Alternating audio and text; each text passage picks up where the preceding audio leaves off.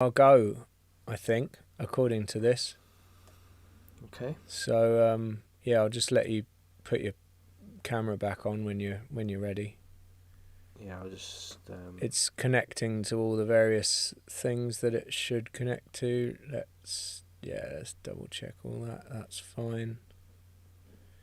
So weird.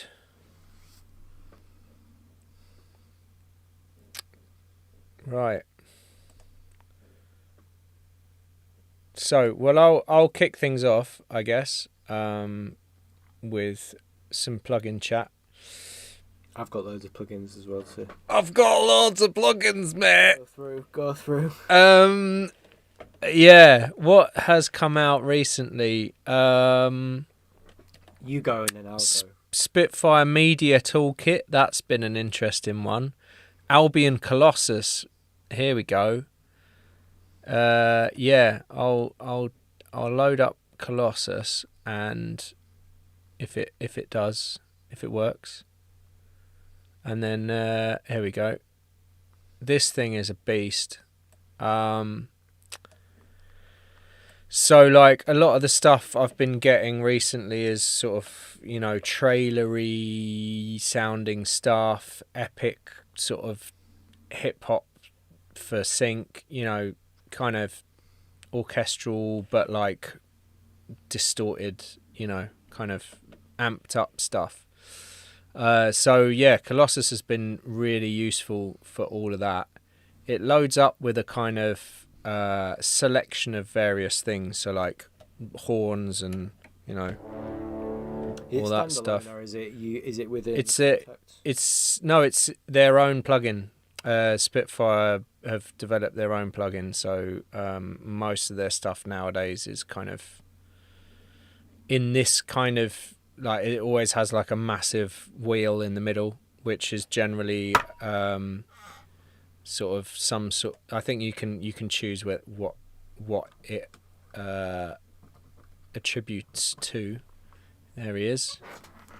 But yeah, there's this thing on Colossus called Hype, where it's basically like distortion and kind of multi-band and all that. Yeah, it's basically if I.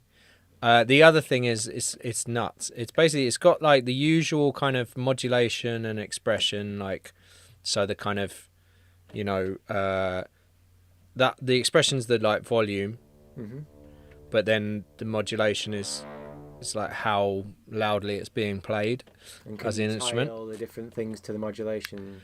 Like... Well, so yeah, I can also say learn like a the mods thing. So then so you can like do them all at once. But also what you can do is this thing, which is you can link to dynamics or expression, but at the moment it's unlinked, which is basically mic positions. Oh, right. So you can have like very proximity effect, very close, and then you like super far away. Yeah, I've been working on something like that actually recently. Proximity effects. It's nice, but you can't fade between the mic positions on one note. Right. Well, so that stays close. Sampled out, I would imagine, and then they'll have like a crossfade.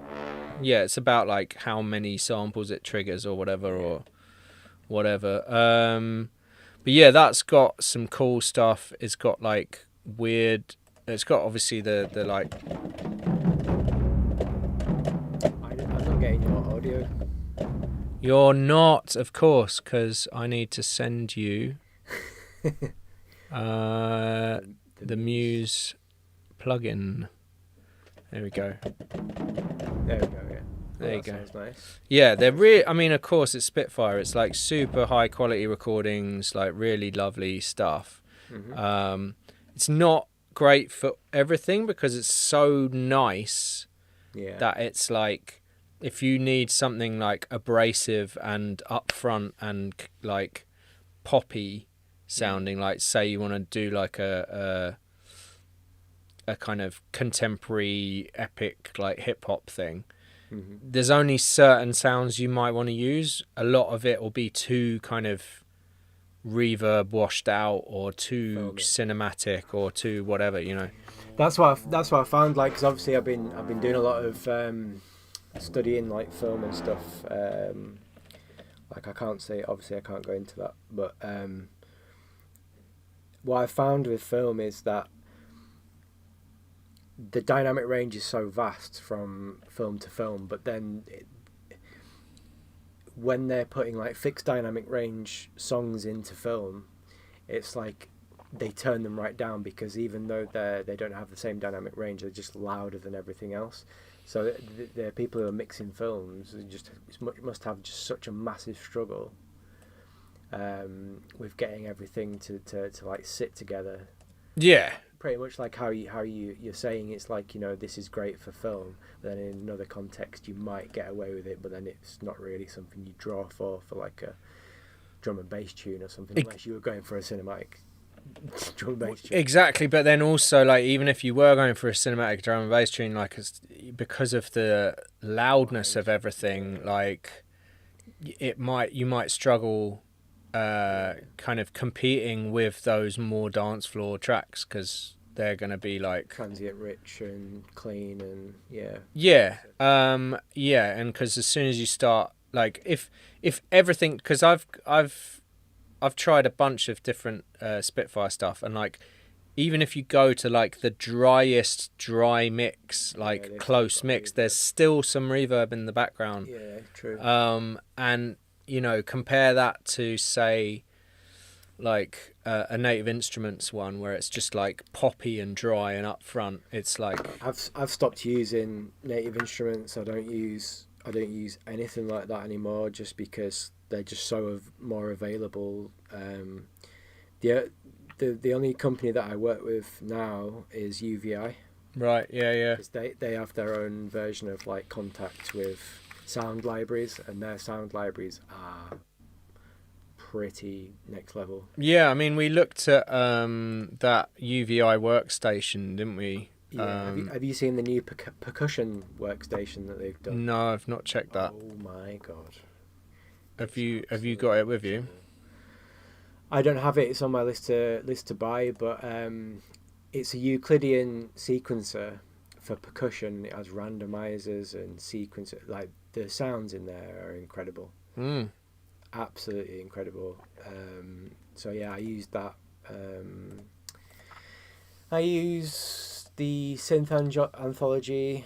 The drum designer is absolutely ridiculous. So that's all that I've got at the moment. Yeah, I use that every tune. Okay. Danny Skrilla says, "Hello, Donald."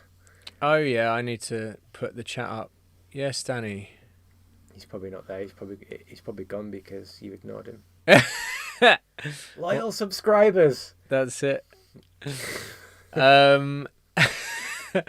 So this is like, let's just go into this for a sec. This is the drum designer, where you can kind of like create. Click on the kick tabs. Yeah, you go to edit. And then go to edit, and you've got your body and your tone. So the tone is like the sort of sub layer. And then the body being like the click of it, and the transient. The only thing that they messed up with this is importing your own samples. That's the only thing that they messed up with this plugin.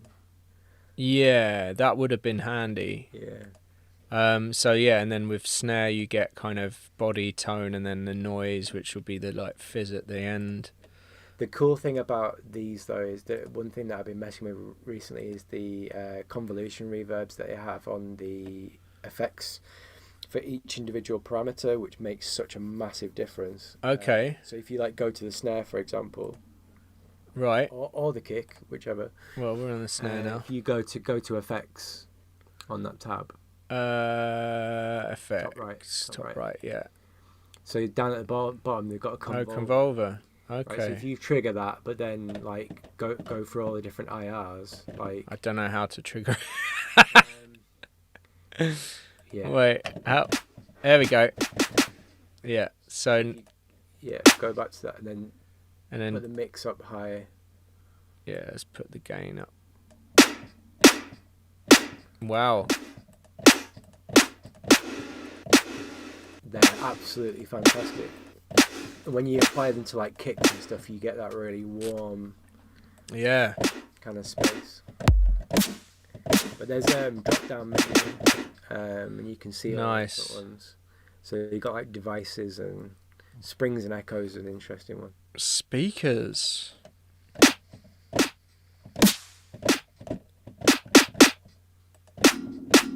How cool is that? That's nuts.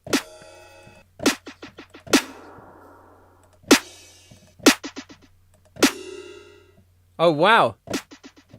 You can. Oh no! I thought you could control the like gate of it with your MIDI, but no. It just was quite short. I think it is mono, so it'll cut off whenever you play the next note, maybe. Right.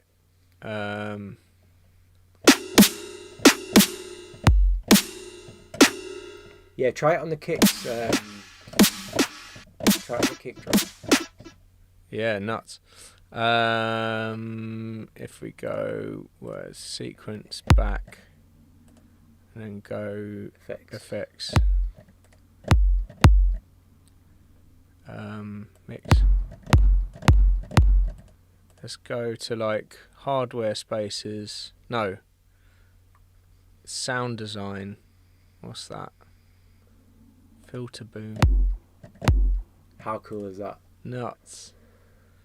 If we had like a stereo top, like a little room. Yeah. But for like drum and bass, those little reverbs are the difference between that kind of wide stereo image on your drums and like really monoed out drums.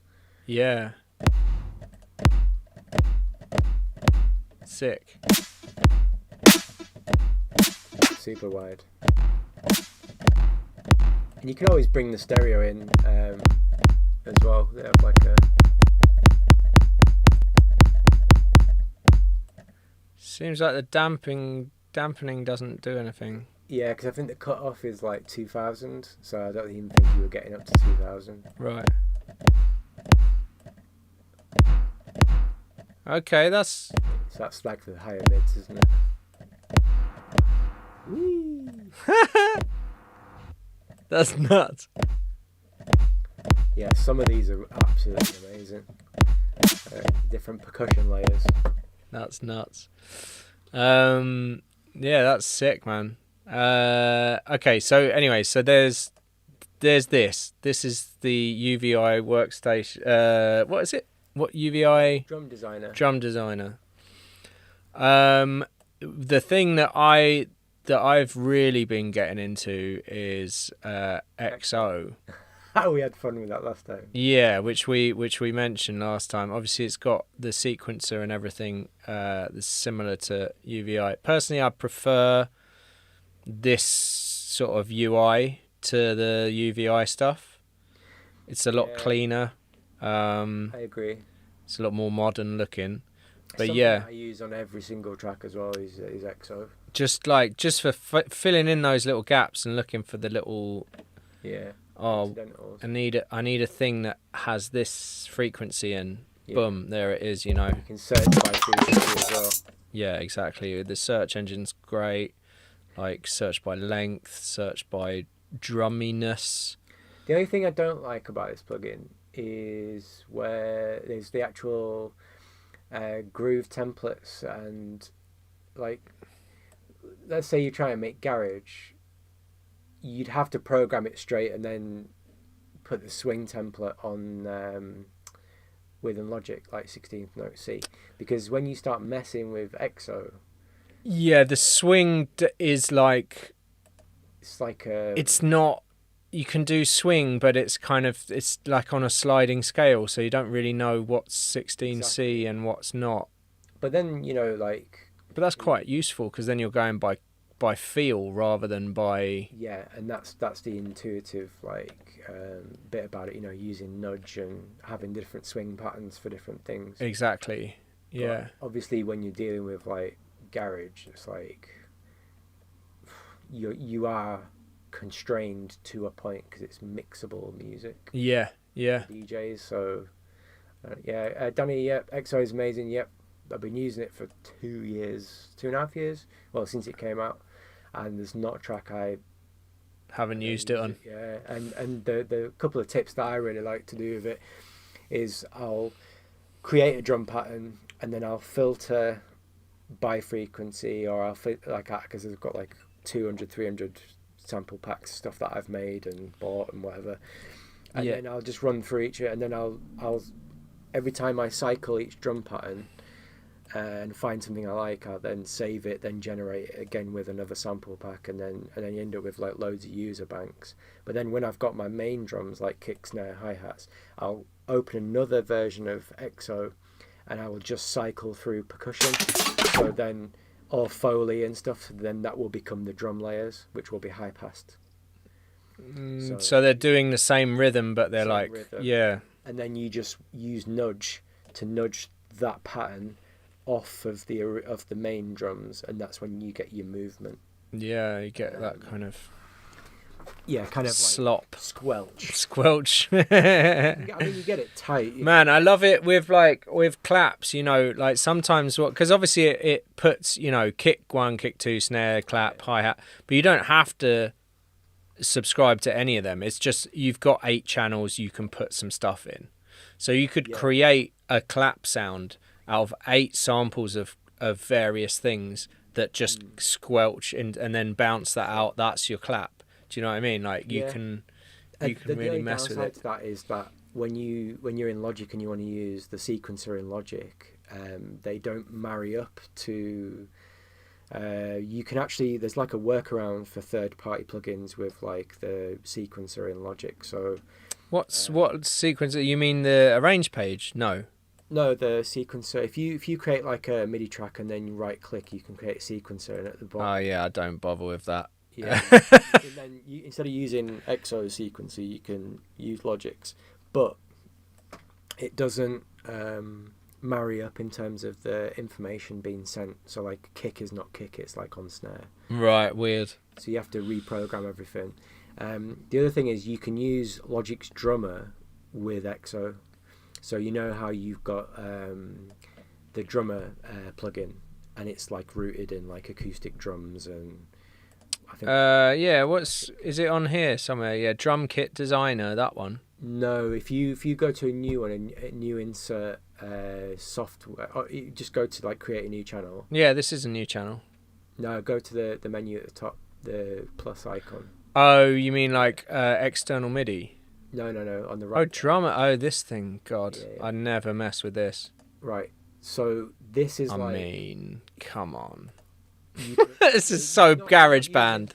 Yeah, I know. But the interesting thing is, there's a percussion section. Okay. Right? So if you go to percussion, that's just like, if you create that, let's say you have a drum track, and from EXO, you can tell the drummer program to follow the EXO program drums, and it will play percussion around your main on the same rhythms. Same rhythm, because it's taking information, transient information. How do you follow? How does it? Auto halftime. I love that auto halftime. I mean, everything should auto halftime, really, in my eyes. You have to have some MIDI sort of played in. On this, on the XO. Yeah, and I think it works best with audio as well, rather than like MIDI to MIDI. But if you just put like a let's just load up a whatever, you know. Like something minimal. Ausfahrt Köln, seeing as Danny's in the chat. Let's fart some Köln out. And put the MIDI on so then, well, let's just put the loop on to check that it works. Okay, that's oh, it's all muted. There we go.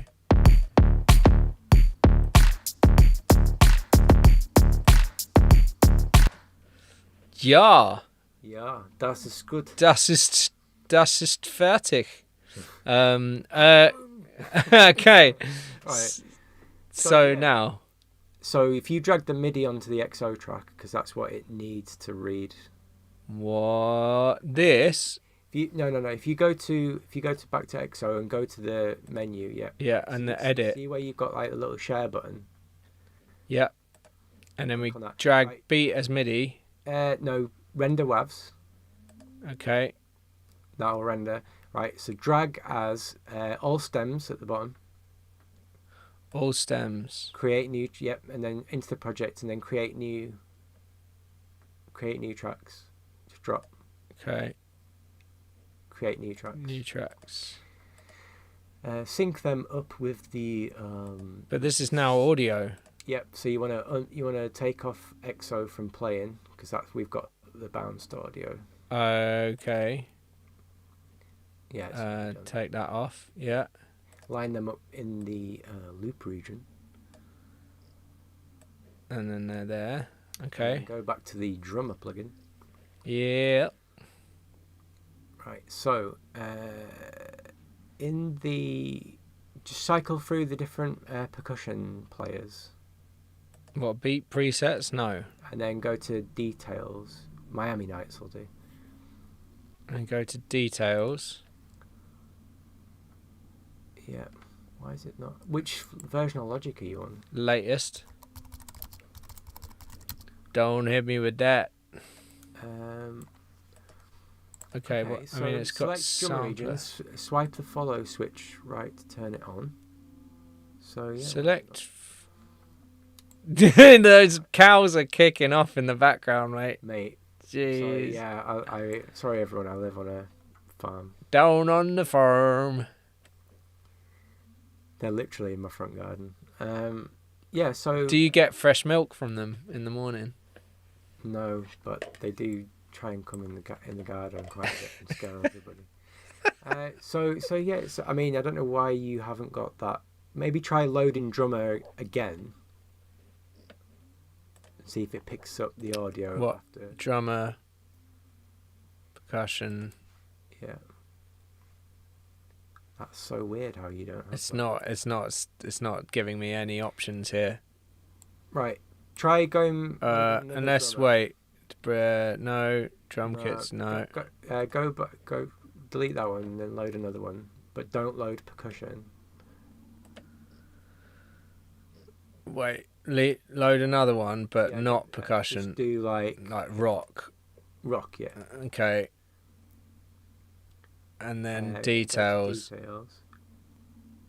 That's so odd. Why don't you have? It's not there.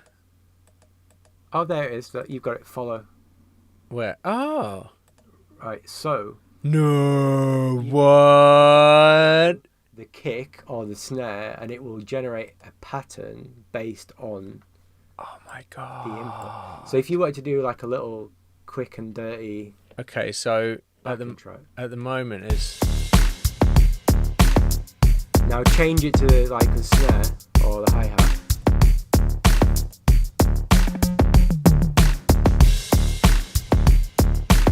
There you go. And then you can increase the hi-hat and percussion at the top. You have to turn them on. That's it.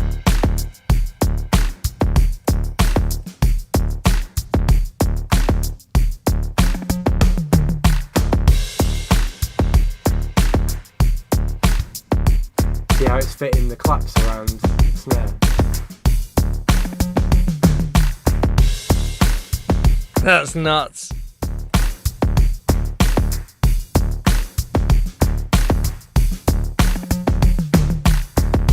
If you turn this hi-hats on. The what? If you go back, turn the hi-hats on, the cymbals, see where everything's yellow and greyed out? Oh yeah. Turn them on.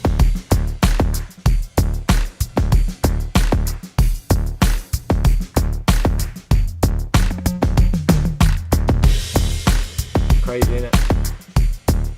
And then you can change. You can't. It's like toms or cymbals or hi-hat. That's because you're following the kick. So if you change that to a different instrument, you'll probably have more flexibility.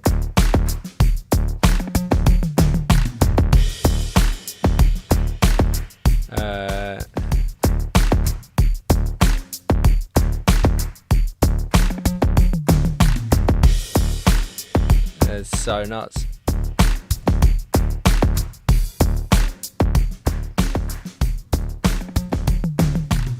This adds more layers to what you've already got. Let's just keep turn that right down. Okay, so this is the kit. Yeah, if you go to inspector window on the left, you can have like a drop down menu of all the different kits. So you should be able to go into like electronic or this one? No, not that one. That one. That one. Yeah, so you've got change drummer. It's fine. I like how they've got different hairstyles. That's really good. Oh, see if it'll let you load up percussion, because I think you have percussion.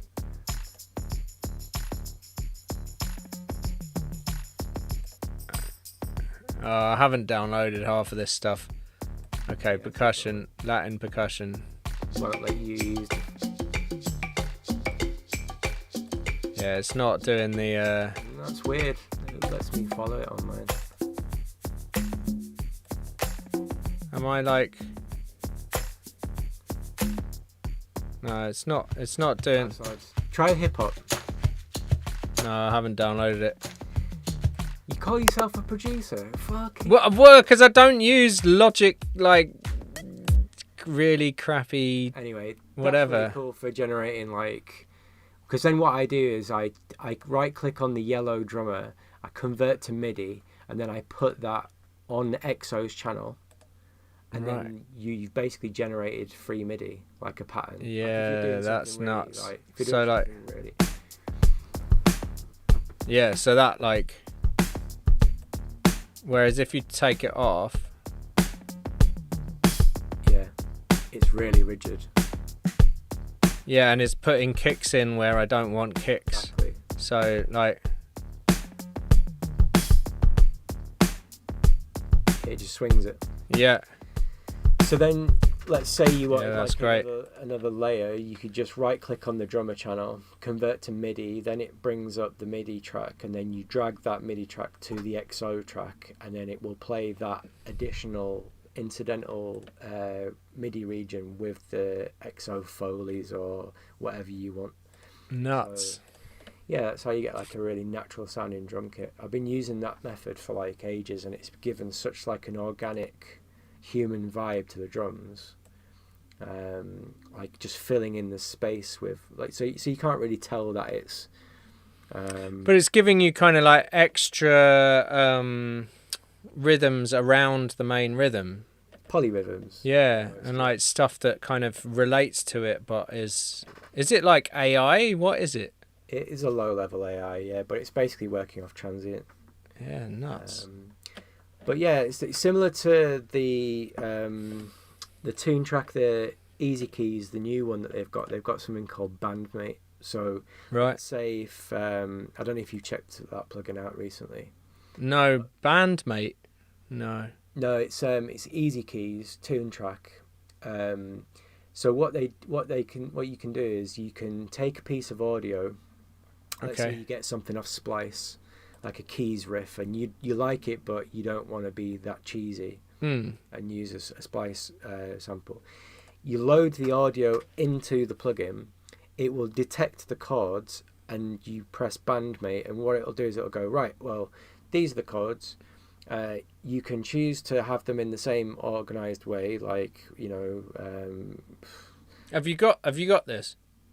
I haven't got it. I've got the original. I haven't got it's on my list. Can you show me the original version, just so that it gives us some context? Yeah, hold on. Well, actually, have you got the internet on your computer? Yeah. Yeah. So if you go to, I mean, I'm on the internet right now. Of course you have. You have the internet. He's locked in. I'm locked in. It is 2023. Okay. Go to Easy Keys 2. Easy spelt easy or EZ? Keys, yeah. EZ Keys 2. DJ EZ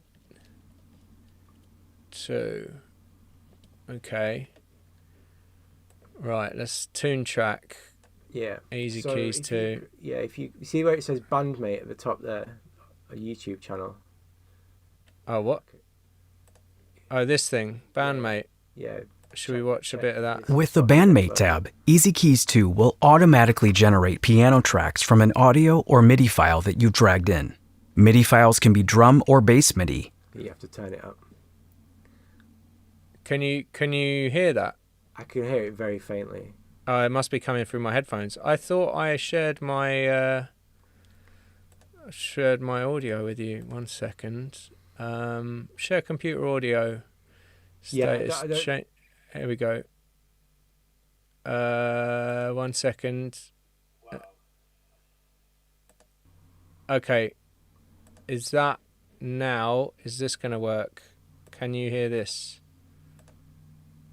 Oh, no, it's not it's not even letting me play it. Anyway, Let me try again. With the Bandmate tab, there we go. Easy There we Keys go. 2 will There we go. Check this shit. But it won't let me Don't need it. play. It won't let me play in full screen for some reason. It's fine. Just leave it off. Yeah, whatever. With the Bandmate tab, So, yeah, you can filter the resulting piano grooves by genre, but play I style, can't see or it because type, it's not big so enough. that you can hone in on exactly the right groove for your song. When you browse through the library of playing styles, they will automatically conform to You the have to go chord to the changes beginning. and rhythm from the file that you dragged into Bandmate. It gives you the Once you find a context. groove you like, drag it to the song track so that you can make further edits with all of the new Easy Keys 2 features, and play it back with the rest of the tracks in your session. Go to the start, man. What the hell? Go to the start. It gives you the context of what. Quickly generate piano tracks Yeah, but from an audio or Hang on, let me try doing it on an YouTube. audio or MIDI file that you There we dragged go. in. MIDI files can be drum or bass MIDI, and the audio could be guitar chords that you've recorded, or even a loop from a sound library. Here, I have a track, but it's missing piano. I mean, Bro, I know the context is whack. But look at the. wait, but he's just put in a bass guitar. That's it. Yeah, And then like AI has created a band around it. everything. What? Honestly, just check what he does though. This is where we're heading. Oh my god. Who needs bandmates? Who needs college? Who needs university? Who needs music theory? Yeah. Oh my god. I don't know whether to laugh or cry.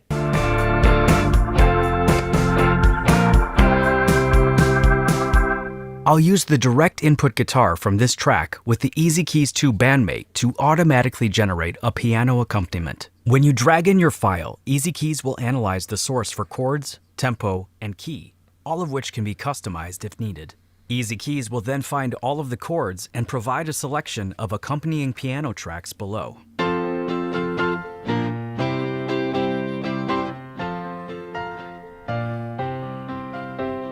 How crazy is that? What is that?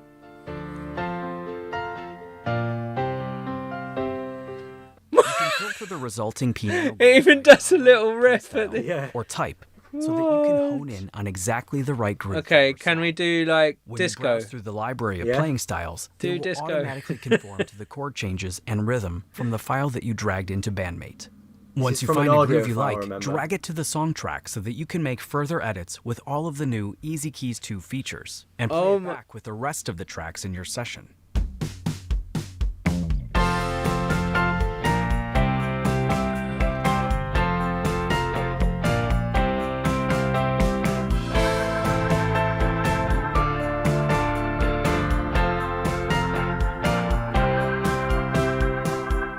The Easy Keys 2 Bandmate can even turn sparsely played guitar chords into full piano pieces with ease.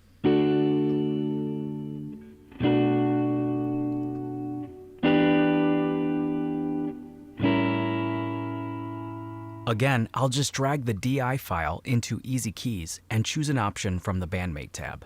What?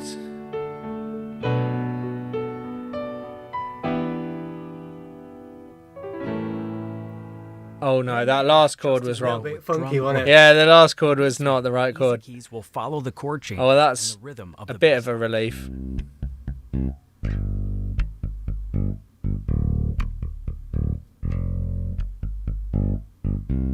Just drag the MIDI directly from Easy Bass to the Easy Keys Bandmate tab.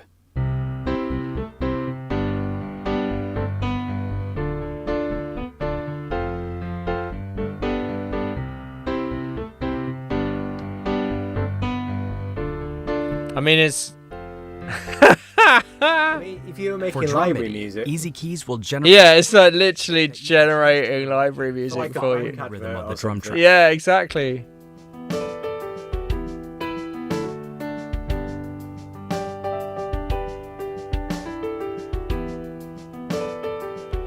It's nuts, really. Just from an audio file.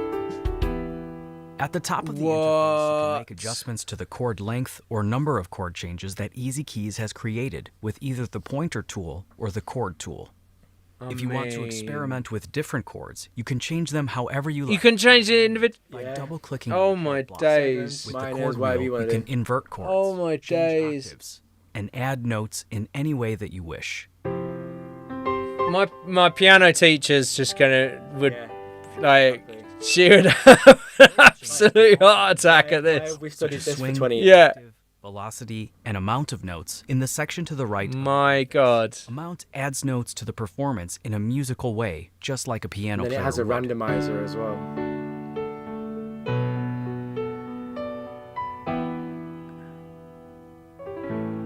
There, it gets it, it nails it that time. Yeah. And then he increases the note amount.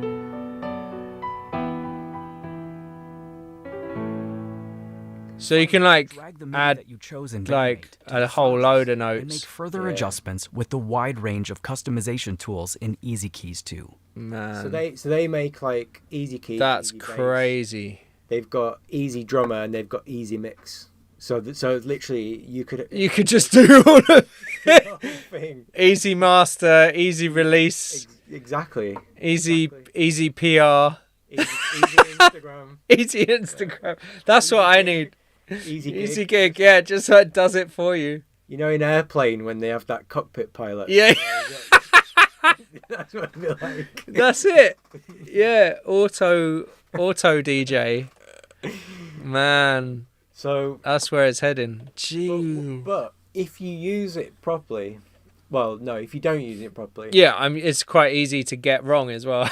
it's quite easy to get wrong, and you still do need a musical ear and a level of theory, because what I'm thinking is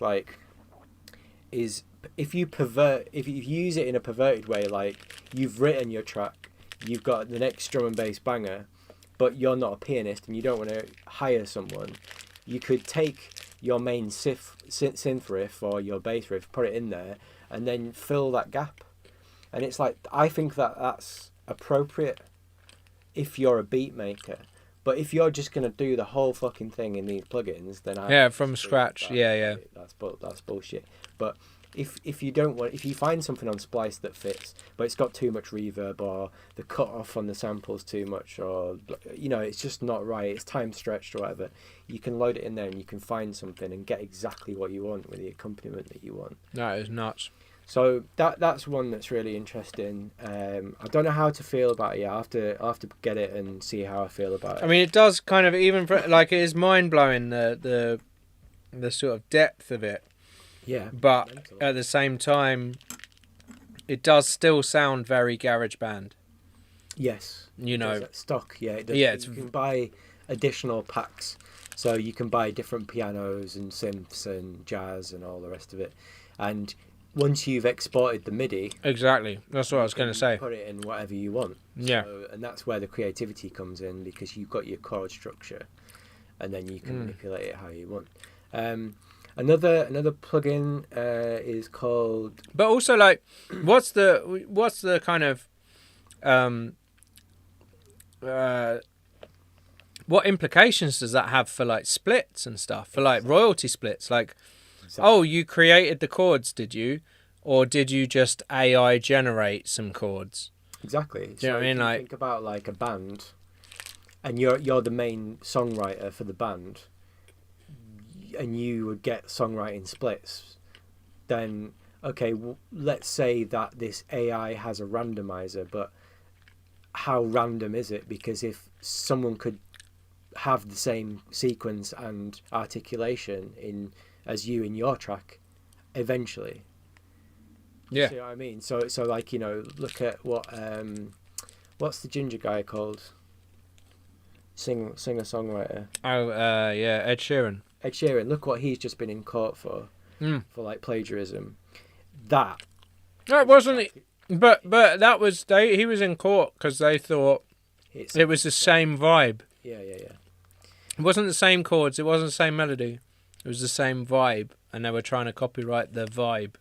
Yeah. Which is nuts. Like, with a program like that, though, if you come up with a randomized chord sequence which is limited by zeros and ones, essentially, like, it's not going to be a finite.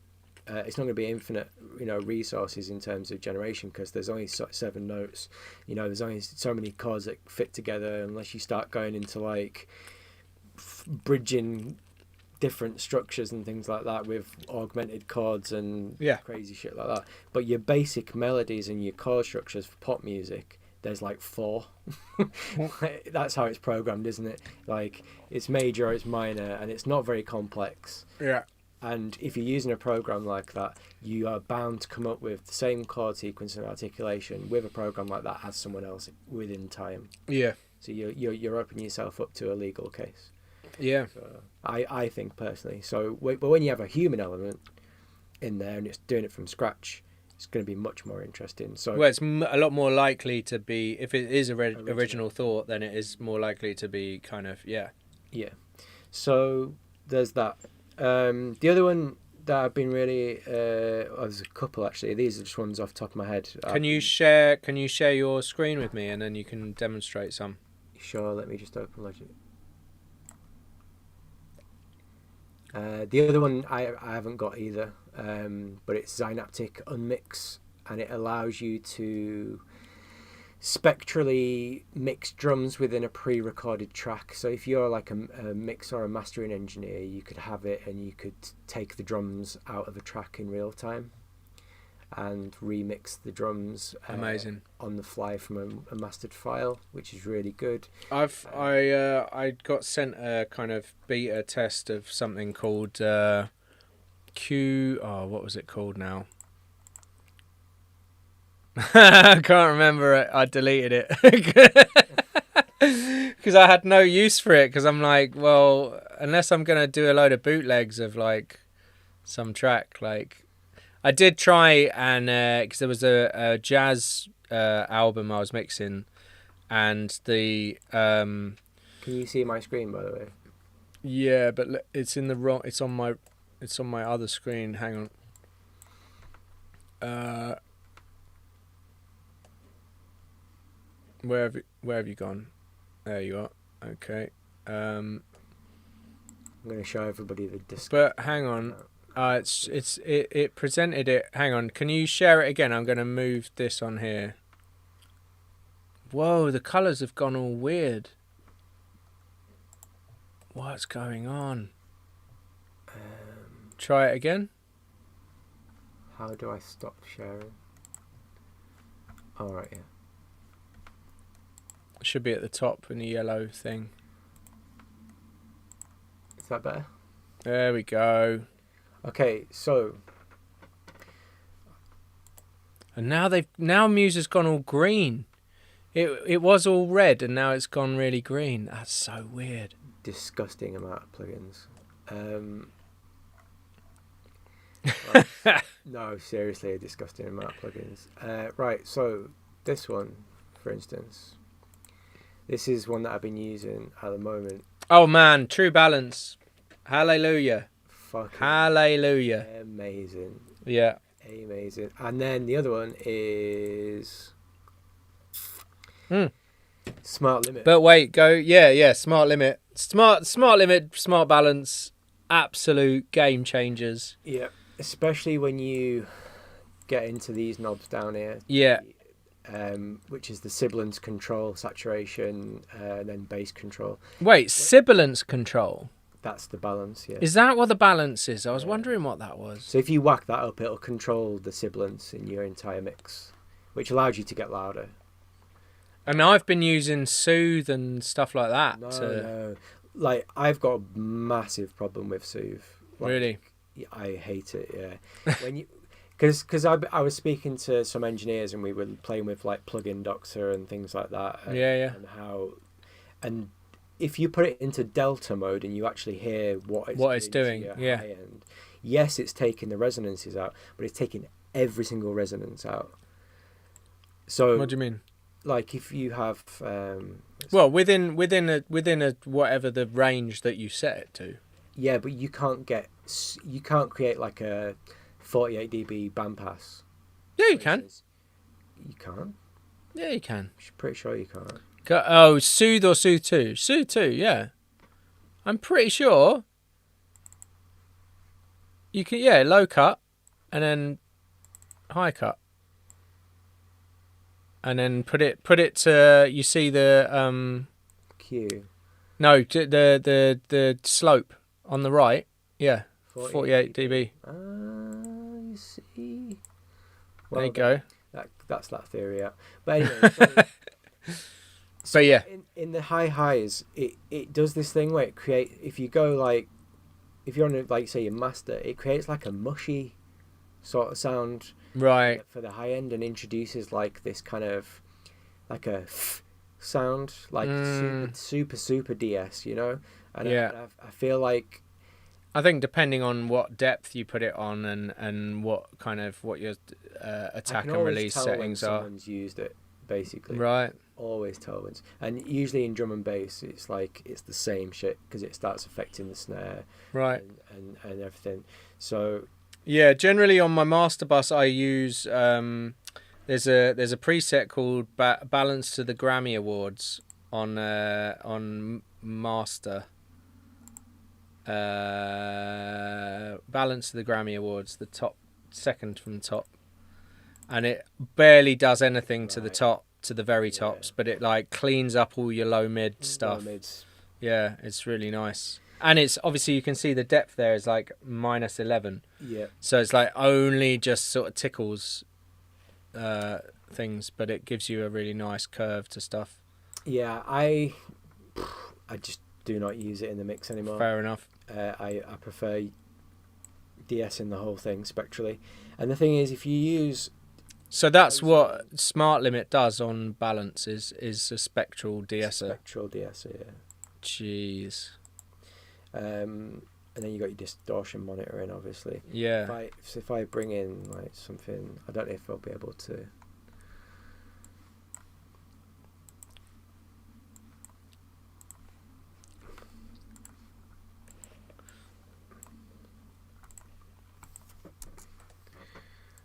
Look at these waveforms. Oof. Chat's gone quiet. They're all bored out of everyone's bored. Or everyone's minds are completely blown. I'll go with that one. Right, so yeah.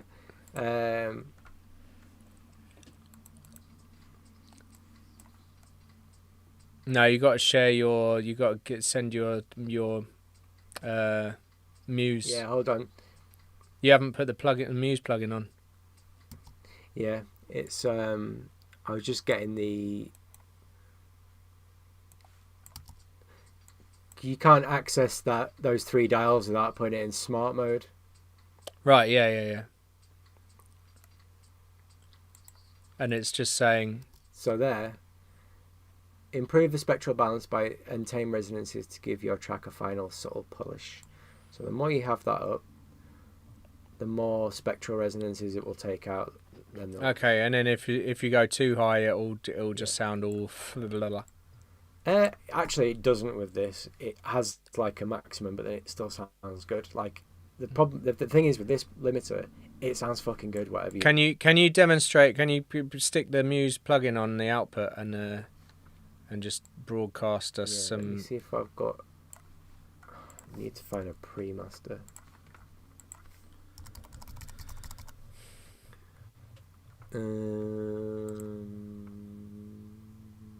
Something Navy cut forthcoming.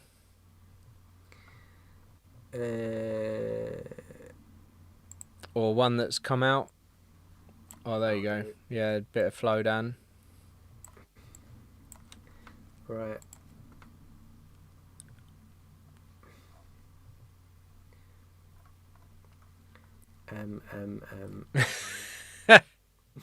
Which one? That one? Yeah. But stick that at the bottom of the chain. Yeah. Yep. Let me just test it, see if you can hear it. Okay. Yeah. You can hear Perfect. Yeah. All right. So. I don't know why Muse has gone green on the video. It's so weird. No problem. There's a price to pay when you're a black man. There's a next one, pressure in both sides. He don't give a fuck, and we call him the tax man. Yo, so welcome to London, fam. Poverty, we got that in abundance, fam. Some are homeless, some are reckless. You'll get fucked if you buck up on a London gang. What's Sterling? They run up on your London grants. Put work in and mash up all your London plans. So you switch to Delta, and then.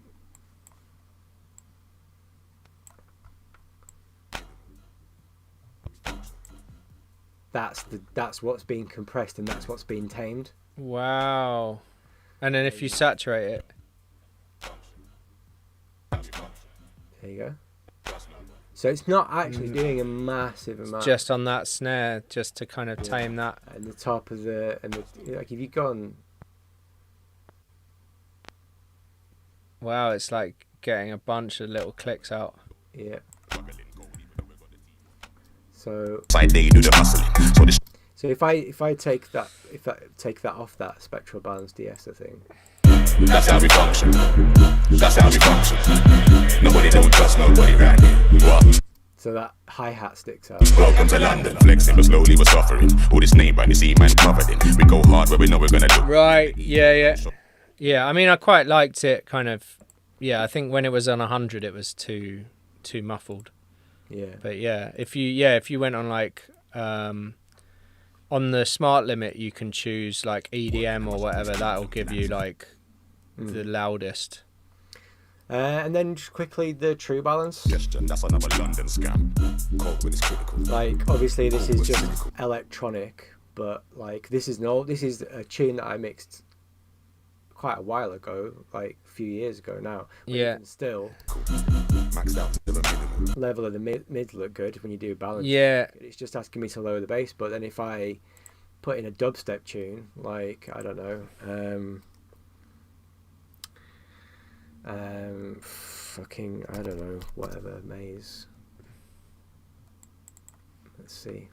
There we go. So that's his waveform load. Wow, right, yeah. And then redo the balance check.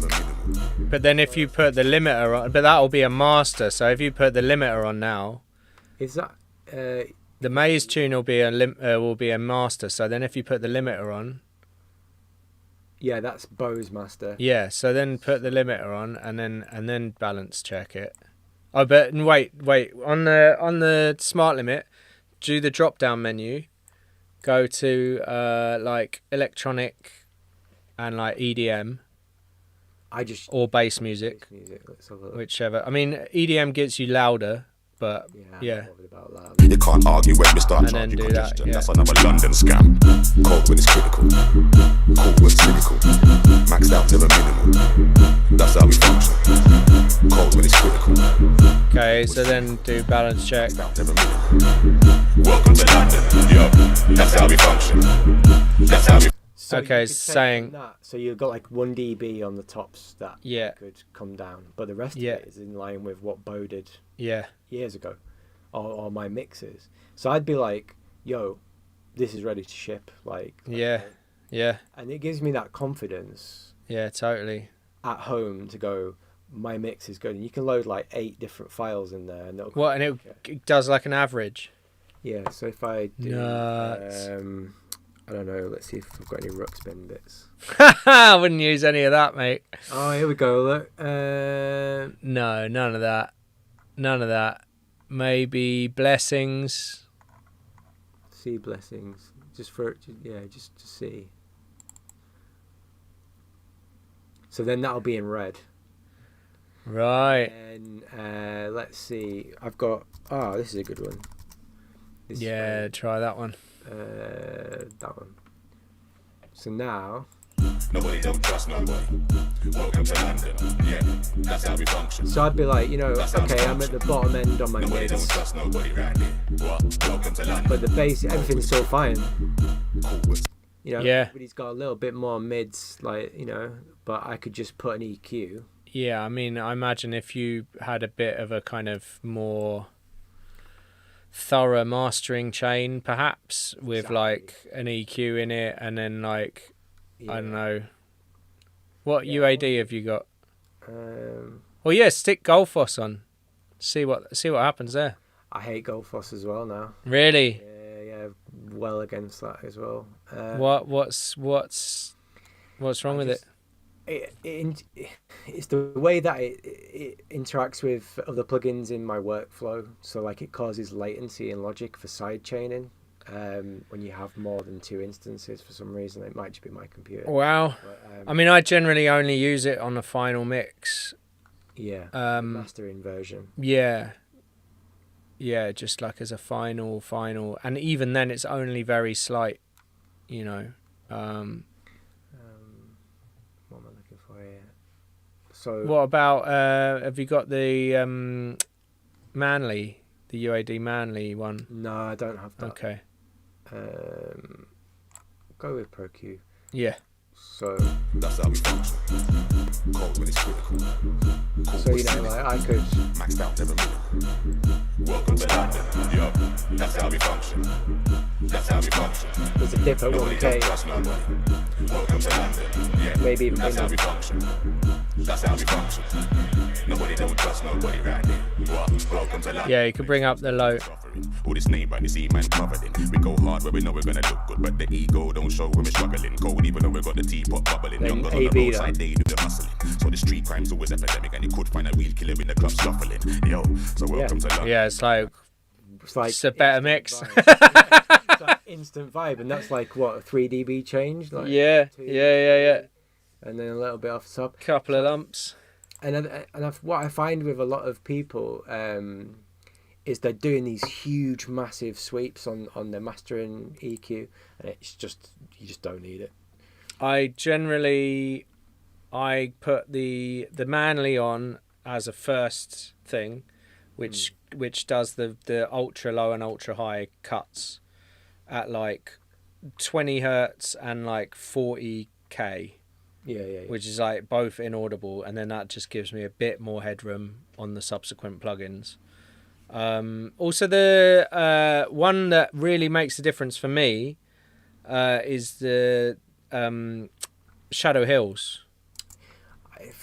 Again, something that I just Don't use. It's just too slow.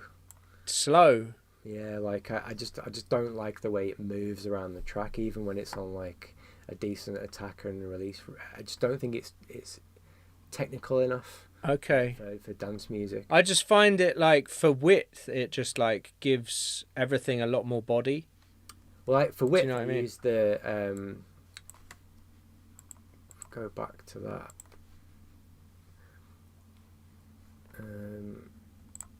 Oh, the DSM. Yeah. Oh, VSM even. Yeah. This thing's fucking. You know, you want to talk about width? It's, Right. That's your I've width. not used that. Okay. That was my alarm going off for some reason. What have you got to do something? No. I think it was just saying It's time. it's time. Usually, I think I usually have a meeting around this time. Right. Can you still see me on your end? Mm-mm.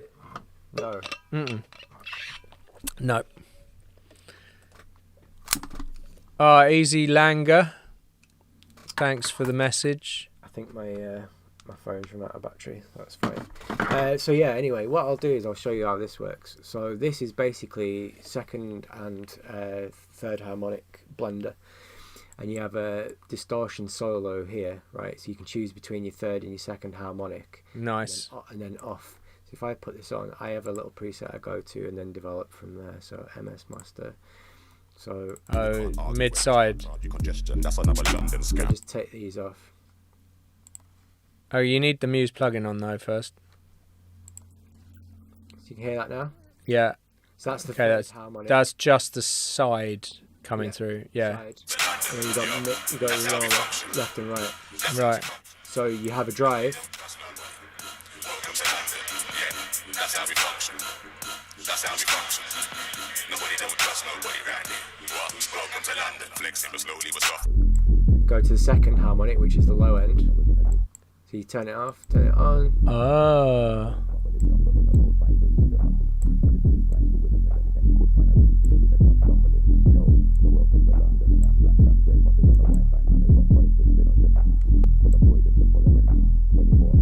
So you switch it from mid-side to left-right? Yeah. Okay. So you got, That's another London scam. that's the solo. Jeez. That's what it's adding. So that's normal. This is with. Do it. Welcome to London. Yo, that's how we function. Yeah. That's how we function. Nobody don't trust nobody. Welcome to London. Yeah. Nuts. So it's really anemic. See what it does to the true balance. I suppose you could. That's how we function. That's how we function. Nobody don't trust nobody right here. Welcome to London. Flexing but slowly we're suffering. All this name brand, you see man covered in. We go It barely, but the ego don't show. it barely changes much. It just becomes less anemic. Yeah. And just really like. I don't know, like It's nuts. like expensive. Yeah. Like that's something I've been using a lot.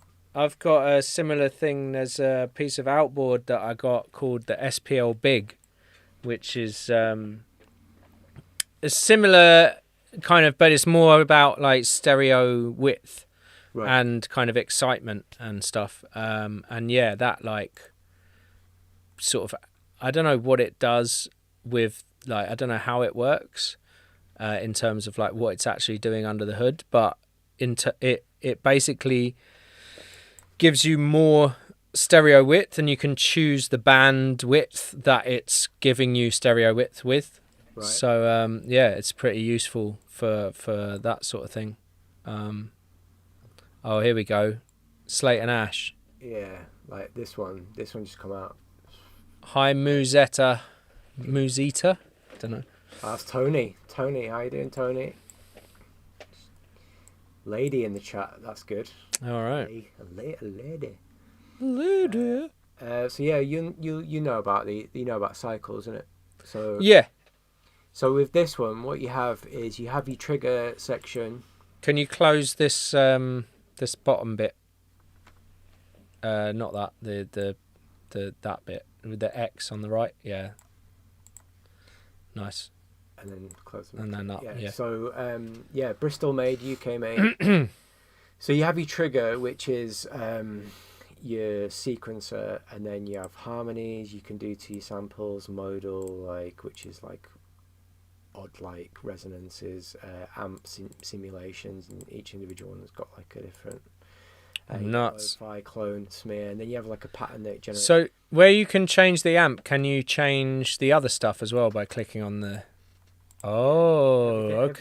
everything's got different thing, but then when you click harmony, on here you've got different menus. You've got all the different stuff. Wow. Like, you know how like super complex they're oh man, like I've had the other stuff of theirs, like what is it, auras and landforms and cycles. Yeah. And I'm still like learning. I'm just like mind blown all the time.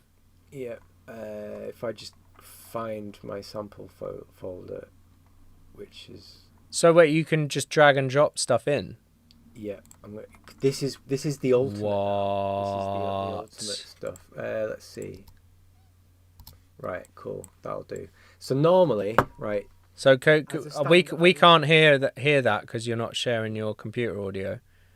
Can you share your computer audio?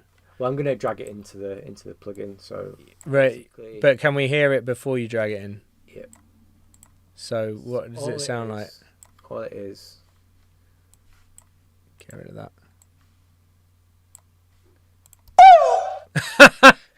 All right. So yeah, that was pretty loud. Climax. So it has normal like stuff within the plugin like presets and stuff. Yeah. And they sound excellent anyway. Can you take all the limiting off and stuff? Yeah. Okay.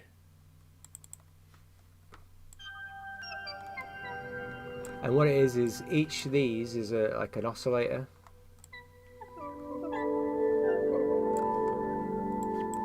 So it's your textbook Slate and Ash like pads and stuff. Yeah. But what you can do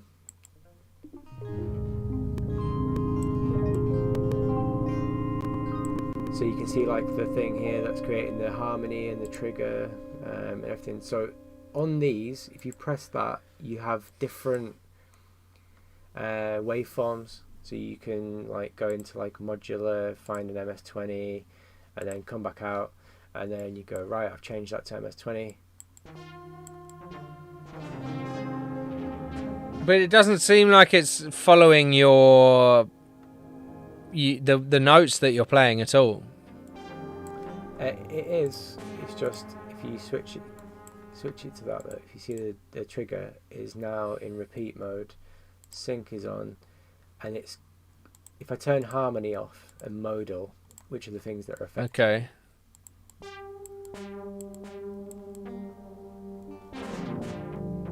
Oh, but it only takes the notes that are in the scale. In the scale. So, wow, right, okay. I don't have my keyboard plugged in at the moment as well, which is. Can you get your video back on? I'm just waiting for my phone to charge up. You can't use it while it's charging. No, it's on red bar at the moment. Signal. My God. Right. So what you can do is you can take the sample. Yeah.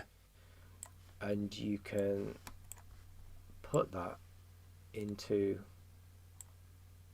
the waveform. Right. And turn the rest off. And now.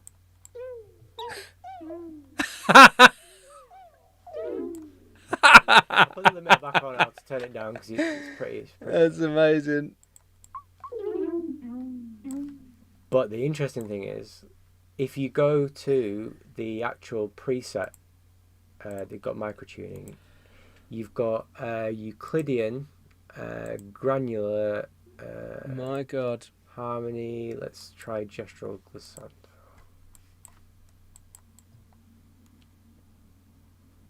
It's not doing anything. I think you have to double click on it or something. Where's it gone? You're in harmony. There we go. Yeah. Hopefully it'll work. No.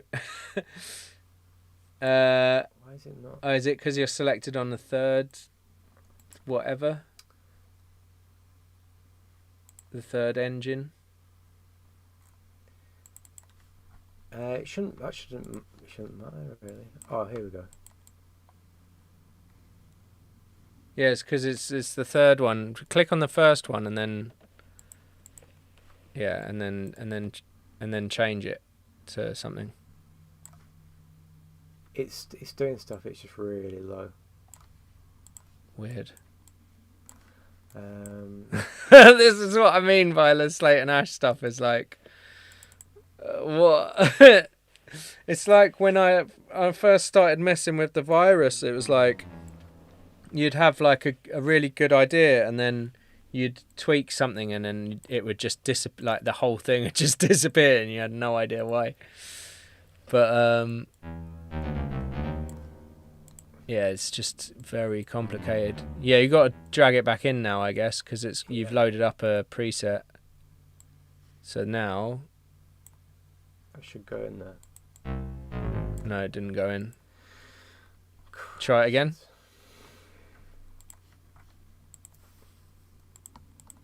Let's try loading it on all of the oscillators. There you go. Go higher. And now, So now it what? should work if you go into here and you pick the bloody reset again. So Euclidean harmonized. There, it's changed now. Okay. Now, drag it in. Okay.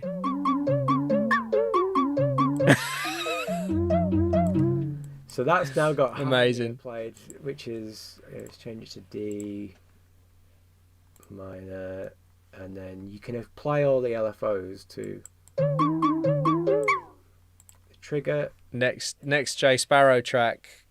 Here's the Euclidean. So you can change all these. Right. What?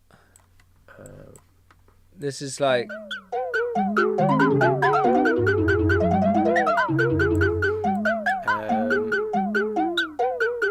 You can turn that off if you want. You can go mono, pentonic. That's fine. And then the interesting thing happens is when you actually find a preset that will make it sound. Go harmony. Do chord finder. Give me some chords. It's gone. It's changed.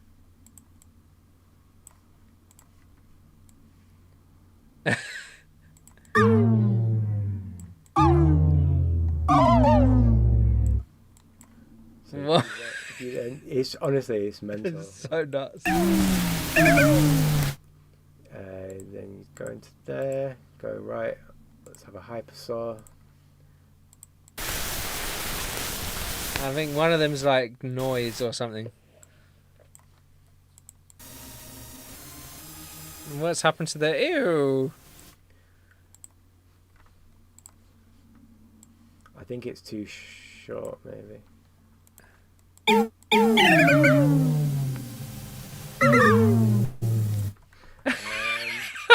Yeah, honestly, like when you spend a bit of time there, it's absolutely amazing. Especially when you go to the sequences, like, and you're actually using it properly. It's quite glitchy at loading stuff.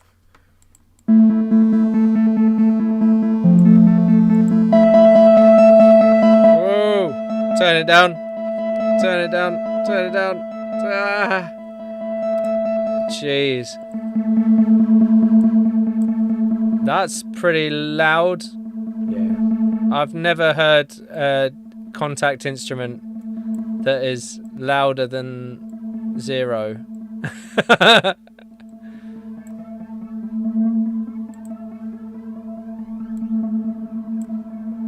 Mad. Yes.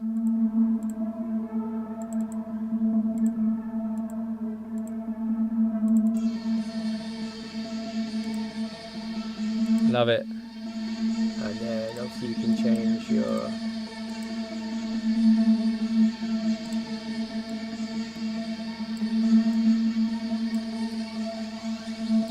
and then you got all your different steps, so you can change the and the thing underneath here, that's like a filter. That's tied to LFO1, so if you go to like LFO1,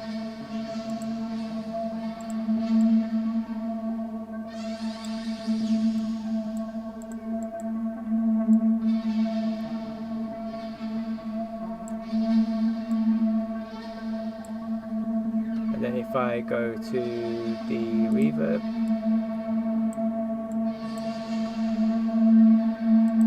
So how do you tell which one's going through the filter? it's the LFO underneath, so like Yeah, but that's the filters via the LFO. But what oscillators are going to the filter? all three.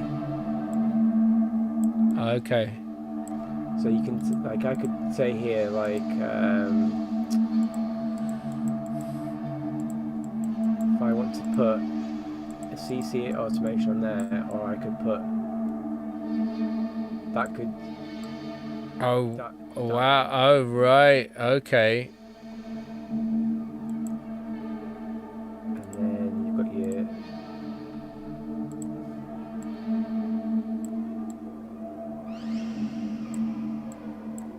it becomes a little product. Jeez. Yeah. Nuts.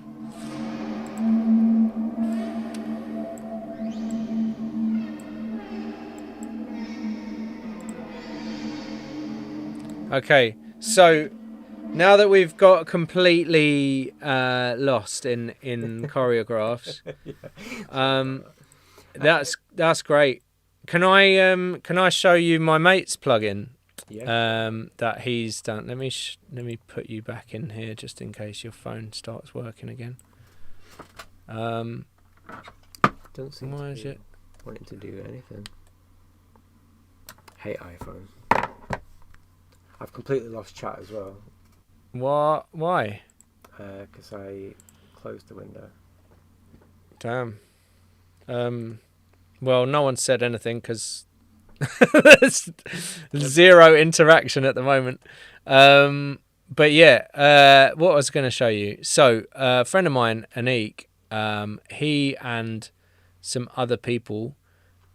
I know Anik, yeah. Oh, Yeah, so what time's the drop happening? Yes, Tubbs. So this one, let's load up Contact. I can't remember whether is it this one? I've got 3 versions of Contact, and one of them's a player. It's this one, yeah. So there's a bunch of stuff with the latest Complete that I haven't tried out yet, but this is. I won't be updating. You're not. I'm not being part of that ecosystem anymore. No, fair enough. Yeah.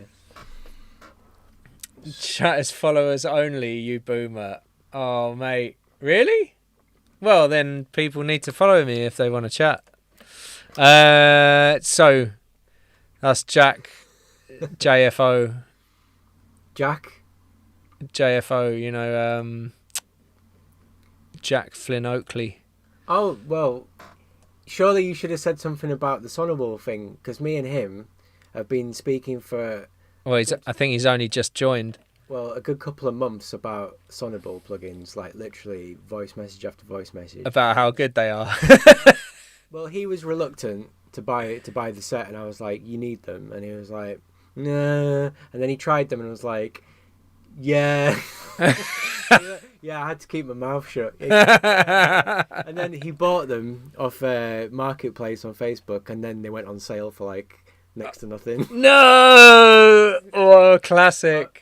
But he's down now. Yeah. It's still worth it. Yeah, man. I love Sonable. So this is Strands by Void and Vista, which is brand new Contact instrument that basically is like a sound design kind of similar thing to Slate and Ash, but maybe not as complex. It's a lot more intuitive, in my opinion. You basically get 2, I want to say oscillators, but they're not oscillators because they're kind of 2 voices, 2 instruments. Mm-hmm. And you can choose whether you have like a kind of acoustic sound or a textural sound or a kind of synth sound, like a sine, triangle, square, whatever. And the sounds themselves are like ridiculous. I don't know if there's like an init patch. Yeah, there we go. So if I just load up. So this is as it stands, just like the acoustic clean. But you get all that kind of like texture of like the person playing the instrument. So it's like all that kind of like kind of interesting stuff. But and then there's kind of other ones you can have. So do you then blend the 2? And then you can blend them. So there's this one's like a tray. It's just sick. There's like these are kind of like effect textures and stuff. So yeah. So then you can like blend that with the other thing, which is at the moment it's ensemble. So which is kind of like a unison sawtooth. You can kind of like let's put it with the EBO.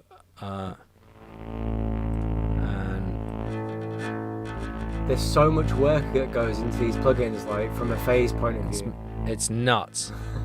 And then you have your kind of ADSR stuff, you know, your shaping, but you can, if we set it like exactly 50-50, you can have it so that the one sound happens after the other one has already been triggered. Right. So you can like set it to sort of there. Right, okay. And then it comes in after like however many milliseconds or whatever. Or you can sync them. There's like, you know, start, offset and all the rest of it. You can have pitch changes so that there's like a... I know the samples, because it's obviously sample based, so they looped. Then if you do the pitch change, is it then in the Contact Engine as like the it literally Pro, or is it like... I'm not sure. I don't know if you can't open it up. Is it like pitch in time, whereas if like your project was like at 170, it would play at 170, like for the tempo? No, it's not. They're not. The pitch isn't. The pitch isn't synced to the project. I don't think you can sync that. It's all in seconds and milliseconds. So you can, if you click on a thing like sustain, it will... I know the samples loop, so if you hold the key down, does it then find a section and then loop for indefinitely? Yeah, so yeah, it just carries on. It just carries on going like that. And then... You can hear the loop mark. Yeah, so then... and is it... But I mean, it's like a bit of a blend. Yeah, it loops over time, but it's like a bit of a blend. And the idea is that you give it enough kind of intricacy and texture and motion that it isn't just noticeable as a loop, because you can sort of create, you know, LFO mods to stuff. So so say we go like, okay, we want to have like a, you know, basic like LFO on the filter. So then if that's filtering down, and then LFO sync.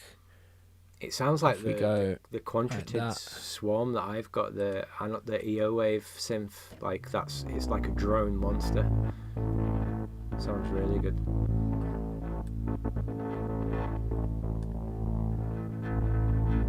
That's really nice. So then you can do like, so that's LFO 2. Wait, is it?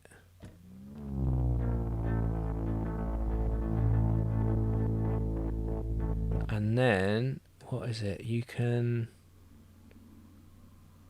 yeah, so that's like a fade, so like you can have it so that the filter only starts coming in like later down the line. Nice. You can also change what is it? Yeah, it's a bit like Frozen Strings. Gentleman with Dog Club says, have you tried Logic Distortion with everything set to 0? But I think he's on a bit of a wind-up. Yeah, of course. I do like the tape delay, though, set with everything 0, because that gives you some kind of saturation, apparently. Yeah, that's true. That you can like choose the... There's also, what's the other thing that does that? There's the Echo Boy.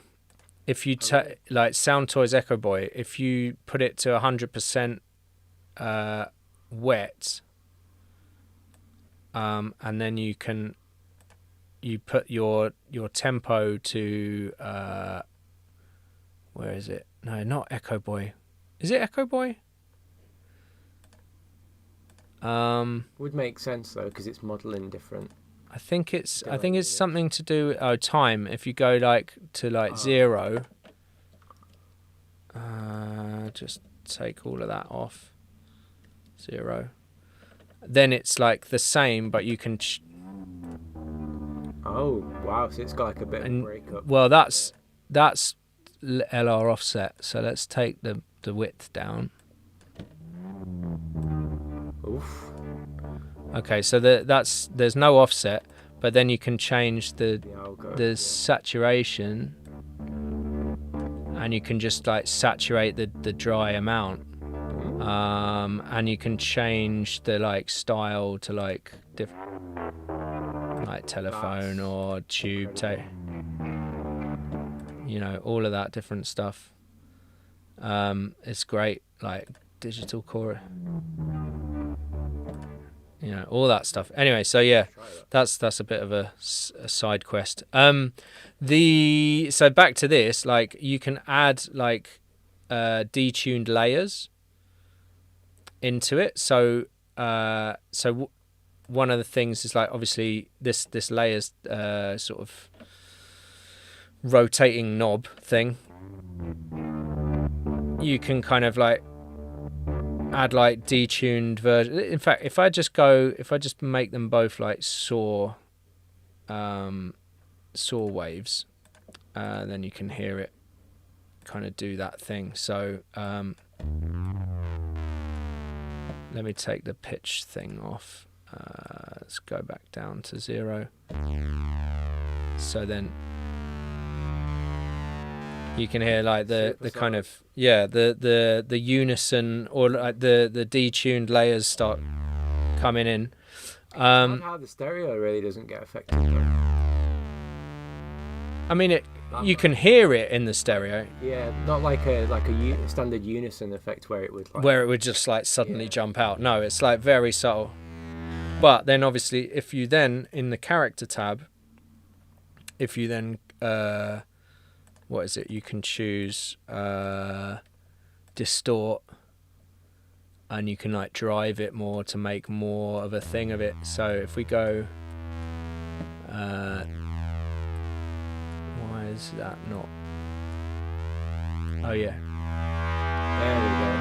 And then you can hear it.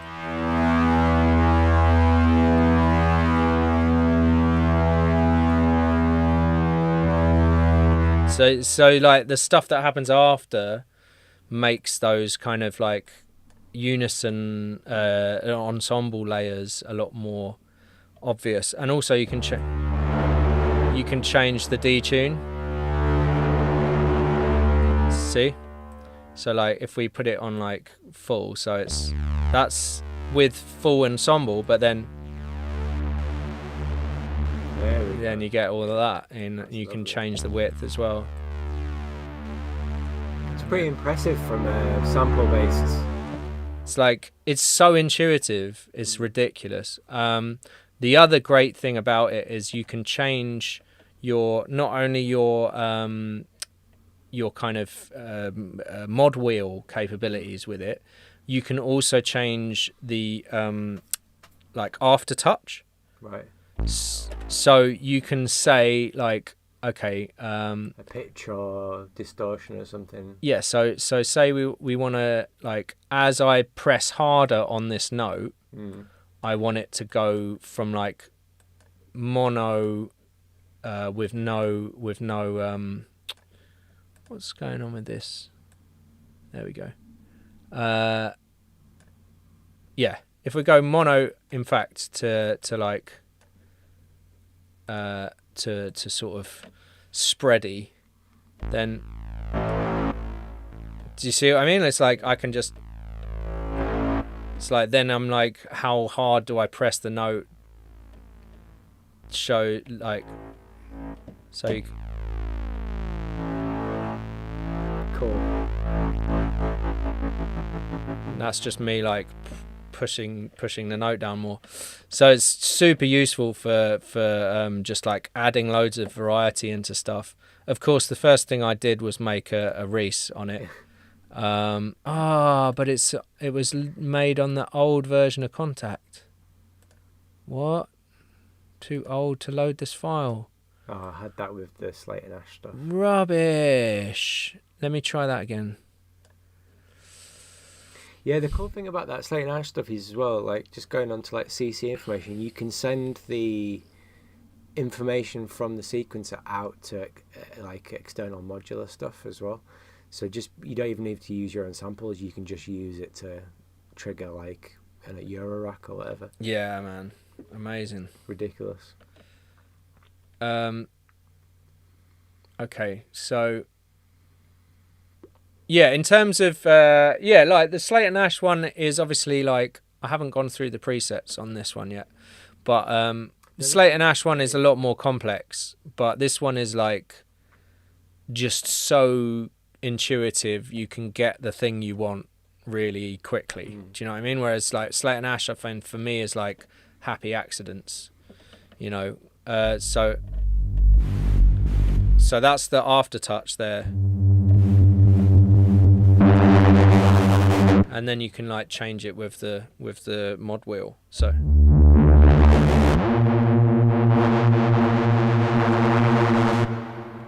can you go like? Can you give me like down an octave? So yeah.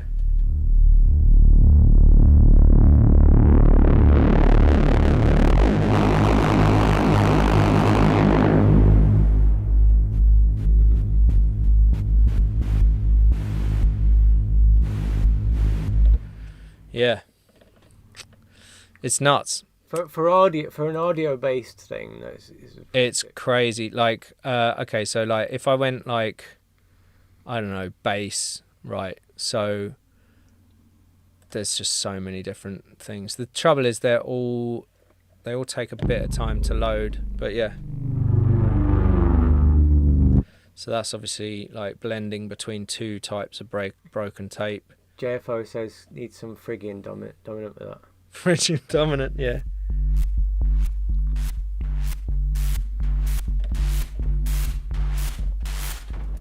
So that's another one. This is.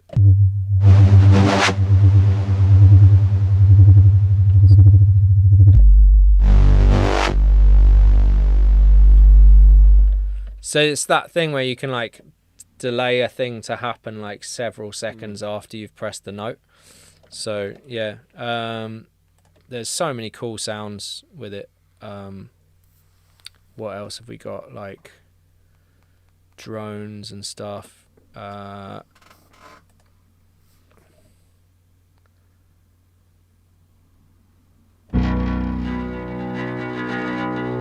So for like cinematic stuff, it's amazing. All that sort of vibes. And endless sort of tweakery. But yeah, I just like the way that it's so simply laid out as well. It's just like, okay. The macros are really like, because that's what they are, aren't they? They're macros, like the motion layers, lo-fi, character. They're just like big notes. It's like in Serum when you program macros on the left-hand side to do many different things. Exactly. It's what you want, really. Yeah, and then the fact that like, okay, you can see, it's like universal language. There's not too much kind of writing. It's mainly like, you know, you look at something and go, okay, that's the attack. Yeah. You don't have to understand that that's what it's like. Instantly tells you, it shows you what you're looking at. You know, and then if you want to tweak that, you tweak that. You know, it's all kind of very simple. I'm not sure what the X-Files hand thing is all about, but yeah. It seems to be with a lot of contact stuff. Like I think Thrill has something like that as well. Yeah, exactly. That kind of like some sort of image that doesn't really need to be there. I don't know if like Farlight has got a similar thing. Have you checked? There's so much scope with like Contact and Reactor, like especially like Reactor. this. Like, what's the point in this? It's so silly. It looks nice. Yeah, exactly. Yeah, it's fine. But like Reactor is so, I think, underrated as a like a custom. Yeah. Play like sandbox, like playground, like the stuff you can do with Reactor and the stuff you can make, and you only have to look at like the user library with on Native Instruments website, and they create stuff like that VHS. Yeah, man, that's my favorite. Where is it? I don't know where it's gone now. And the Blink. Have you tried Is it Ruiz or Ruaz by Blink Sonic? That thing's crazy. No. Like the Blink Sonic stuff is absolutely amazing. How do I find the files that I've downloaded? They'll just be on your system. You can drag them in as ensembles. Yeah, it will be like VHS .ens. .ens NKS dirty V. No, not that. Yeah, that no, it'll be in This one. Yeah, that one. Yeah, ENS ensemble. So that's in library ensembles. It's Reactor 5. You can save your ensemble list to a drop-down menu. Okay, yeah, I think that's what I did on my old computer, and then when I upgraded, it's obviously changed. So it's T5 contact complete, and then Reactor. Where is it? Reactor reflector, Reactor ensembles. There we go. Ensembles, downloads. There we go. Yeah, I got a few of them, but the VHS one is the great. Yeah, this is amazing. This thing. Yeah, except obviously it's more of an effect, so you have to put it on something else. I should have left that thing open. Right, let's try again. Let's put it. Where is it? Native instruments, Reactor. So does that save? No, have I got to save this as a file path now? You can just put in Reactor effects plugin on the. Yeah, but in terms of this having to navigate to this thing, can I save that? I'd just probably just make another folder.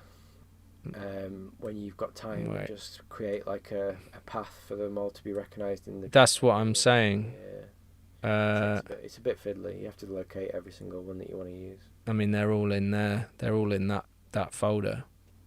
Other than the sort of ones that come with it. Reactor 6. Let's just change it to a stereo thing. Let's get Contact open again. Have you checked out this Feel It? This is like instant bloody house tune. No, vibes. I am refusing. Apart from Reactor, I am refusing to get into the. Oh, there we go. If there's a third party thing, then yeah. And that's what's wrong. That for me is like that's what's wrong with shit. What do you mean? It's like because everyone will be making house tunes with this same sounding. I'm guilty. Like I've been using organ stabs on the garage stuff I've been making, but I've been making the garage stab from scratch. From scratch, yeah. Because I want to know about the synthesis, like Okay. It's a Korg M1 sound, right? Yeah, mostly, but I mean you can use like certain other like Arturia organ vibes. Yeah. But I want to be able to change the sound itself like over time. So like you can use that in a track. No, but like the fundamental of it, like oscillators, and if I want to change the waves and things over time, it's you just can't do it with sample based stuff. Yeah, you can to an extent. You can kind of change the like start point on stuff, and like change because it's a blend. It's always a blend of two sounds. So.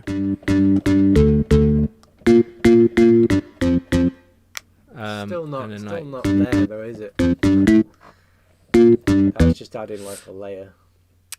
Yeah. I'm talking about like with an oscillator, it's like with Serum, if you make an organ, you can do like a remap, or you can do a mirror, and you can do randomize. You can do LFO to like the wavetable and have it the motion in the actual wavetable over time. Yeah. So like, I mean, you can LFO, you can add LFOs to anything or whatever on here. So you can do all that stuff, but yeah, maybe the wavetable you can't go into that in depth in it. But then it's more sample based. But then you've got all the effects chain and everything else that you can change. You can set your macros, make a sequence, whatever. But yeah, I mean, essentially, like, it's all just tools, isn't it? So at the end of the day, like, I'm not that purist. Like, if there's something that I need to make and I've only got, you know, Sure. half an hour to turn it round, and there's like, you know, I've got a pitch on something and they want like a disco sound or like a classic house sound, then I've got everything here, you know.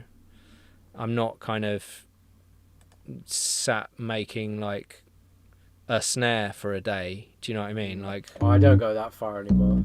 no, not anymore. The days of that have gone.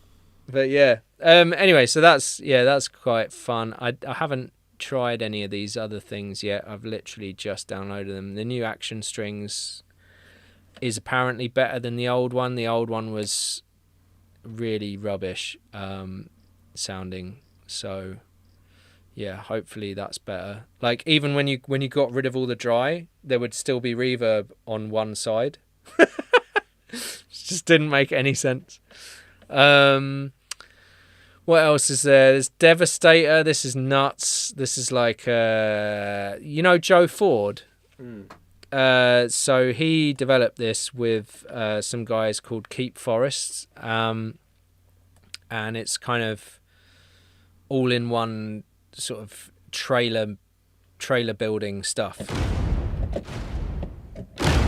It's just like a whole load of samples, and then you can create rhythms, you can, like, you know, add verbs and stuff, but essentially it's like all of the tools that you would use in a trailer: reversed effects, risers, TikToks, you know. So some of the TikToks are great. They're like proper robotic, like stompy, ticky-tocky, you know.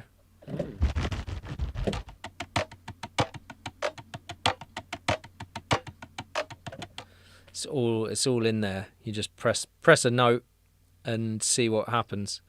Damage 2 is good. I don't know if you had Damage drums. Yeah, I had Damage. Yeah, we used Damage on the Arthur album quite a bit. Yeah, so the Damage 2 is like, just they've taken the best bits of Damage and then just like really gone to town on it. I think we used the Vertu, is it, or Versin? What's that? They were like old, like from 10 years ago, trailer packs for the Arthur stuff. Right. It was all like bows and Tibetan bowls and Yeah. and shit. Yeah, because we did it on your computer, so I don't know what samples we were using. I've still got that computer. It's still going strong. You know, that's the classic Armageddon ensemble. You know.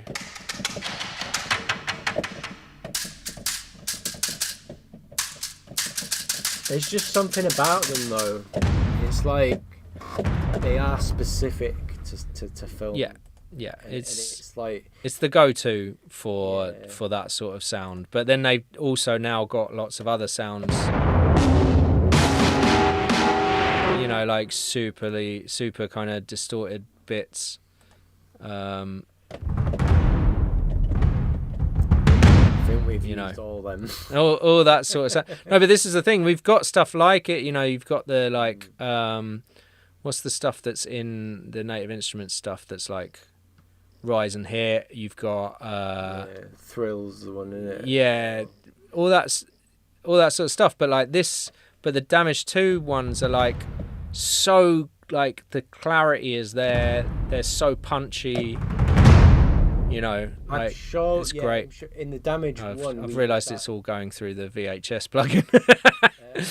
we used the original Damage on that Battlefield trailer that we did. Yeah. And there's like a bit at the start it goes boom. Yeah. That was like a start bit. But there's so many like cool, like, sound designy little things it's on like there. When you hear them though, when you're in the cinema, it's like, shit, I know they've used Damage too. Or Well, the thing is that there's so many now that it's like it's such a genre of itself. Like, you know, a skip full of scrap. Like these, like that's a skip.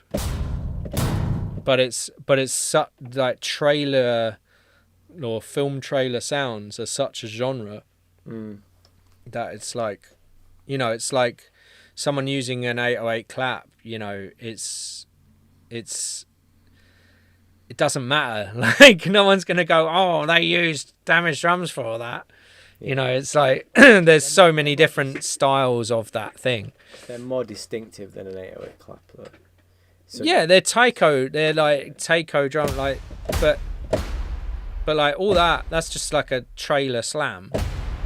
Like you don't know what it's made of, but they're like just like a whole load of stuff slammed at the same time, you know. But yeah, like it's not necessarily coming from damage, but it is that style for sure.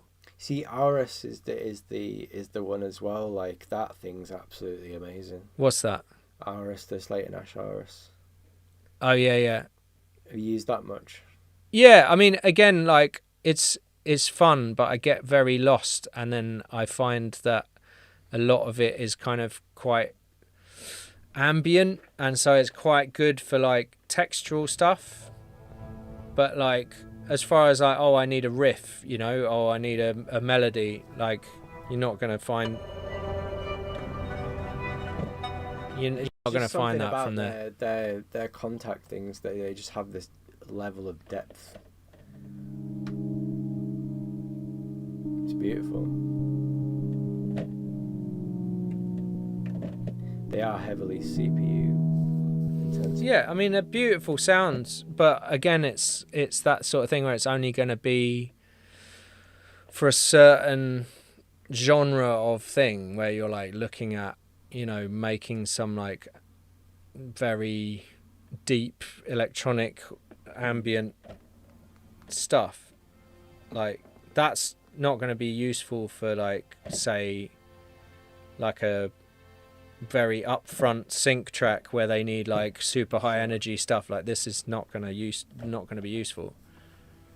But it's beautiful stuff, man, for sure. Expensive, beautiful stuff. Expensive, beautiful stuff. I like their kind of like the way that they kind of, and this is what I liked about the Strands stuff. Can you get your video back on? I'm just like talking to three dots. My phone's just not charged. It's not charging at all. It's just not working. It might have got too hot. Oh shit.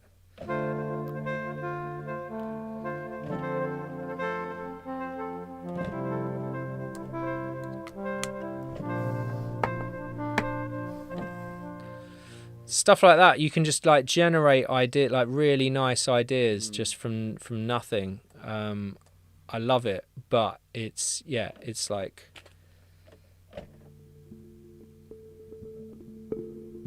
it's kind of very just experimental. See if you find something that's good. What Slate and Ash reckon is best for classic synth? So the new one choreographs because you can they tout that as a synth.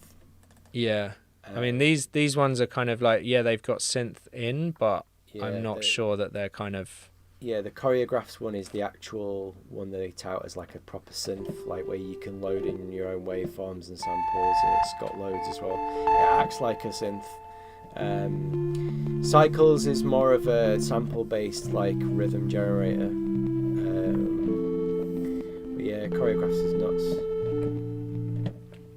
So yeah, there's all different stuff.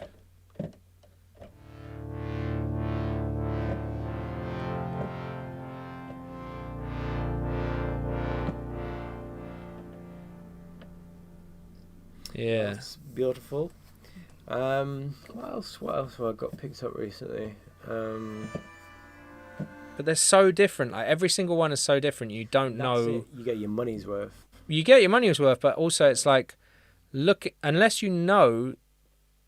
Oh, you've disappeared. Hello. Are you there? Yeah. Unless you know exactly the preset that you're Exactly. You know, unless you know the menu back to front, which is impossible, like unless you're using it like every day for a year. It's very hit and miss. It's like, oh, that could work. Oh no, that's just not going to work at all. You know, it's kind of it's a bit. It's something that you sit with for like a couple of hours. Like the choreograph one, I spent 4 hours like getting to know the menus. It's pretty complex. I like the cycles one. The cycle one is amazing, especially when you drag like a drum loop in and it chops it all up. Yeah, but also for like, you know, if you because you've got your kind of your key or your like root note down the bottom, and then you've got each note at the top is like a different sound. So that's just beautiful straight away. That but then you. It gets more interesting when you put it in grain mode, I find. Grain mode? Yeah, if you go to the top right, see what it says LNG? Oh, yeah. Right, so when you put it into grain mode, and now you cycle on the bottom where it says envelope and position, light blue, you can attach your LFOs to those, so it can cycle. And then you can put, where it says sequence, you can put sequences. So wait, you can add a LFO to that. Yeah. So by going what sequences? So each one of those you've got like pitch, position, volume, size, and how dark they are is the start of the sample. And then there's like all these different menus you can go through, and then there's a scale lock as well. It's not letting me.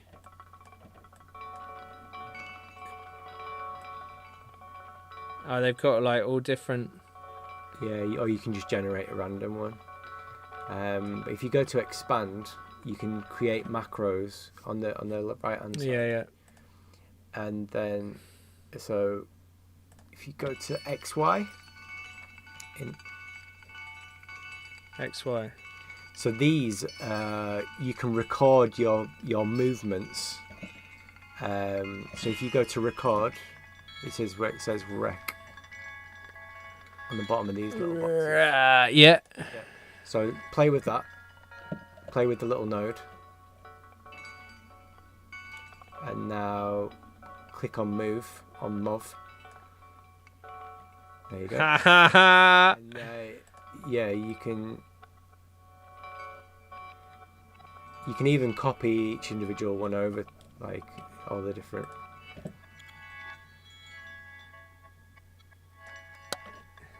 And then you've got your space one. And at the bottom is like magnetism, so how much they stay away from the middle of the square.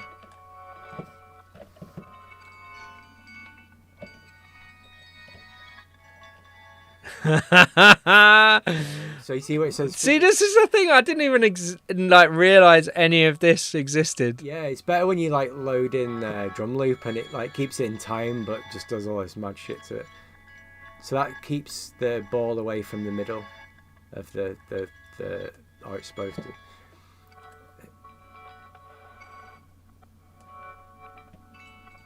And then just to make it even more complex, you've got different structures. So where it says structure A, you can then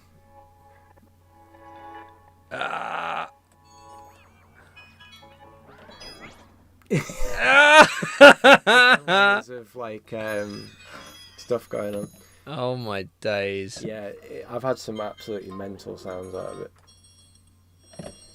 Especially when you use your own sample. But then, so this is then you can change it to different samples. Wow. So what if I drag in a sound? You have to load up the user template first. Where's that? If you drop down in the actual menu itself, there's in cycles. If you go on to loops, there's a section called user. No. Oh yeah, there we go. And then load that NKI, and then drag a sample, any sample in. Drum loop. Drag a sample, any sample. And right, let's go with like okay, a percussion loop of something. Let's try this one. So this is. That'll be perfect. So stick that in. And stick it on C, because that's your C3. On C3. Okay. I'll play. It'll split it all up according to tempo. What? And now you see where it says play ahead signal random EQ. So if you put slice on. Oh my days. Put slice on. Where's slice? Oh yeah, that's slice direction. Slice on. Yeah. On. And now if you go to effects on the right hand side. Yeah. And so you got reverb. And that'll slice it so it's the full sample per block. And then you can increase the reverb. Go to sequence and press generate on pitch on the first one. G. Gen. Yeah. And then sequencer on.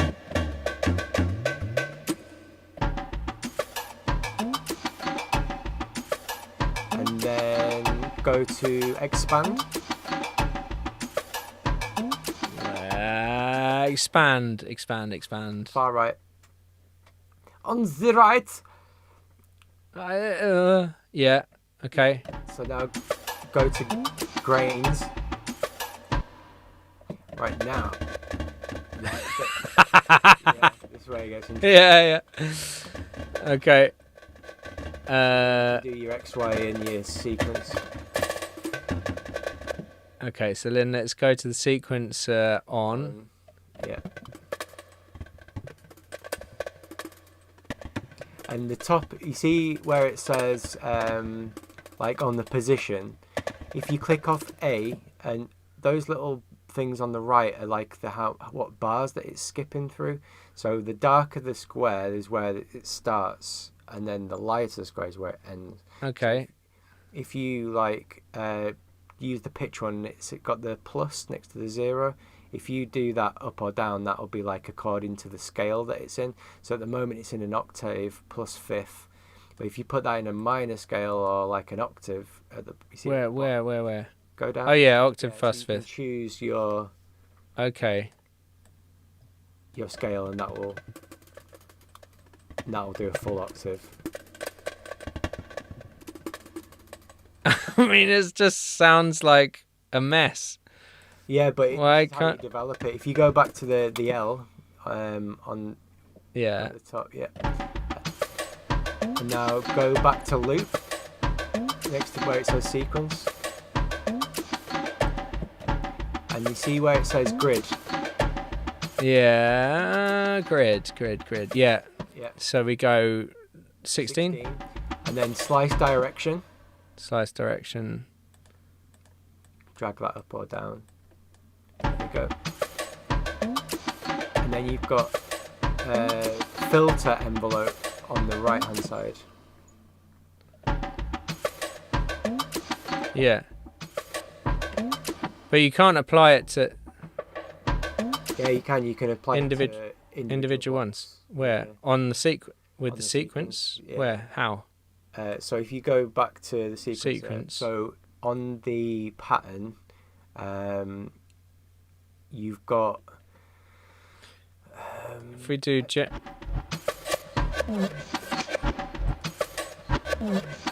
envelopes.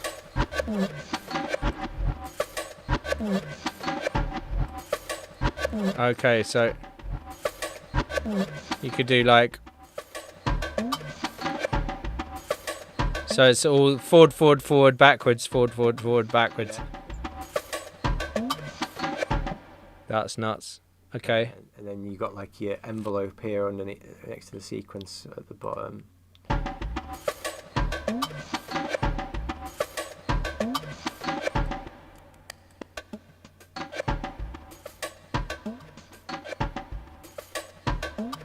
I mean, yeah, I'll keep them as they are, but So the How filter, do you change the effect according to where it is in the sequence? So where the Is that grains? if you take this, you see where it says play ahead signal random signal. Yeah. And then you've got let me see if I can remember this. I haven't even got it open on my thing. Let's see if I can remember how to do it. Filter envelope. Reverb mod. Yeah, you've got On. modulation. There we go. Per step. This is what you need. So you have to go into the filter envelope, do the filter envelope, then apply the LFO to Hang on. What? Go filter. filter, create the filter that you want, so low pass, and then you've got the filter envelope, and you have to right click on the filter envelope. I want the effect. I don't want it to filter. I want it to affect reverb on the very end of it. Okay, so that will be on the LFO. I think I have to do it on the what's it called? How did I get the thing before?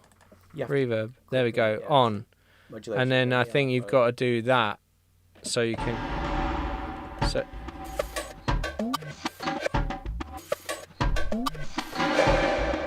That's it. Yeah, stuff like that. Wow. Okay. So, and choreographs is this, but times 10. So, and then in terms of the grains, then that just seems to like mess it. Well, this again, Mess you it have up. to pay attention to the position one. So that's 32 bars. It's split it up into 32 segments. Sorry. Yeah. So how you can how do change- I you get can it change that? down from 32? You have to go to Reset?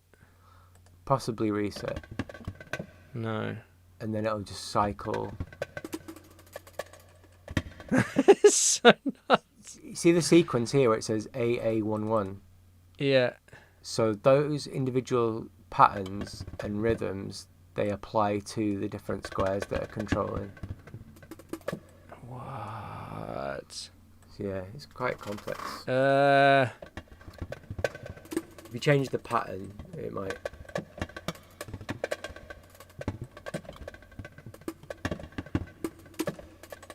Yeah, but that just like sends it round randomly. But even when it's going in sequence, it's like. But it's in time. It's in time Okay. with your DAW. That's the thing. And you can.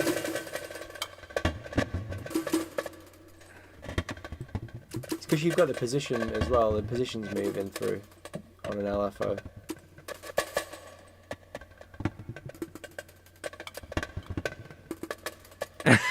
That's so nuts. It's never ending. I mean, I could waste an entire week on that. I literally did. And Jeez. that's how I got to know how to use it, and there's just so much going on. It's not exactly immediate. That's the thing. Like, you know, some of that stuff is really fun and like a lot. Definitely It's gonna like, pick up Annie's plugin for sure. yeah, man. Like that's the thing. Is like, for me, the Slate and Ash stuff is like, it's beautiful. It's really well constructed. You could mess around for days on it, but in terms of like being able to like go, I want this sound, and then just go from start to finish, Yeah. and have the sound that you imagined, it's not easy. Whereas with Strands, it's like, okay, yeah, I know that the sound that I'm after is this kind of like, okay, it starts with this sound and it morphs into this thing, and then it has like a certain LFO to it, and then it like you know, and then you've got all of that within that.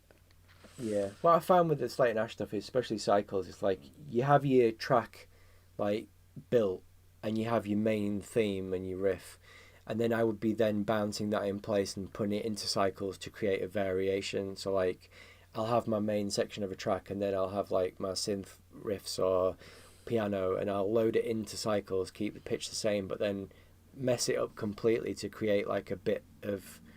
I mean, what would happen if you like put in like a, say, right, okay, let's find a tune that is 140. Let's put the project at 140, and then let's put a tune in that is 140 BPM, like hang on, let's find something from here. You'd be better like opening a project and and then getting an idea from the project. So like, let's say you had a bit of a vocal. Well, say you got to do a remix. All right. Then you can get a stem from there. Okay, so for instance, right, let's go like How You Like Me Now, right? You know, How You Like Me Now, that one, right? Okay. So is there like lead vocal stem? There we go. I don't know what tempo it is though. Oh, but that's now. You need to drag it onto C3. Oh, what is it on? What? I don't know what you put. Oh yeah, I don't know. Yeah, I don't know where I put it. Okay, so let me do that again. There we go.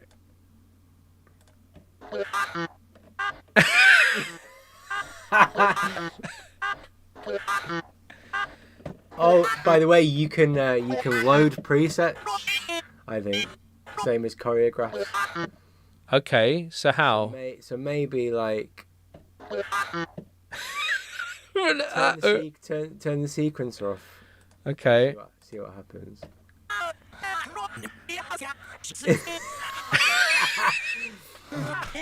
Go on to the R. Go on to the what? The ARP section. Right. And now go to no, I've got that. No, maybe. Play ahead. Playhead on slice direction. Yeah, that's random. Yeah, forward. And then split your divisions into like 8. Yeah, slice off. Reverb up a little bit. But it's not doing anything. It's not moving. Put the sequence on now. And now you have to go onto the sequence. And then change the position. Change the positions. I mean, see what it says GEN. Yes.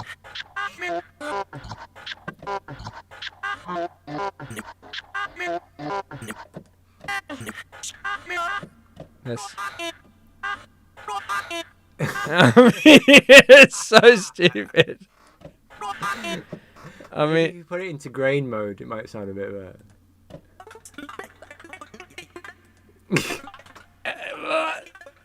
I think it's too long. Yeah, it's maybe. Just like there's also not enough like.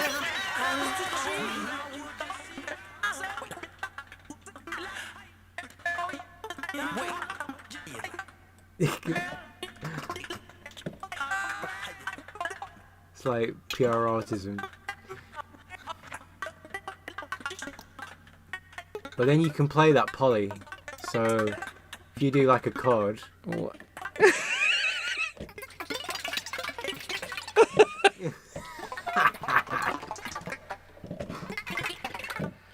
So ridiculous. But how do I get the like? You have to map the size up. That's already mapped, I think.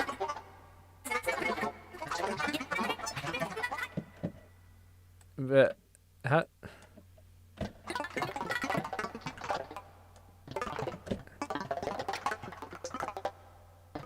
There you go. You got octave as well. What's drift?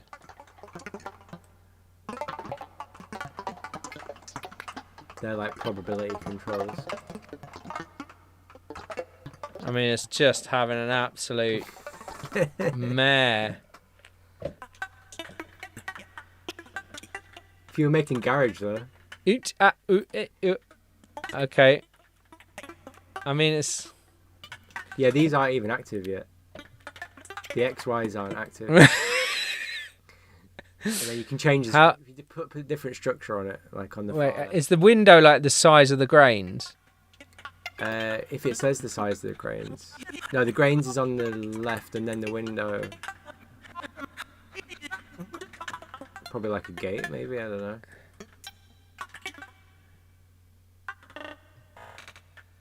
What? It's going a bit FX Twin.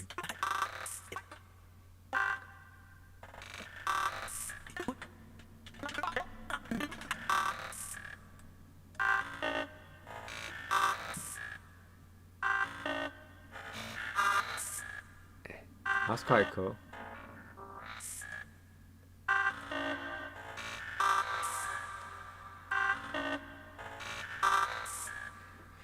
Das ist the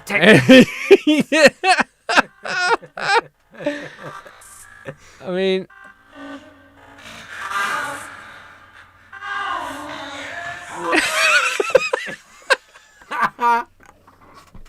oh my god!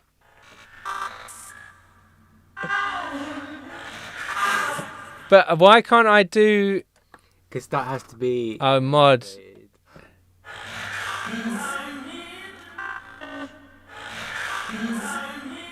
That's pretty cool though. Like if you're doing like a house track. Okay, can it? I want to get it to like.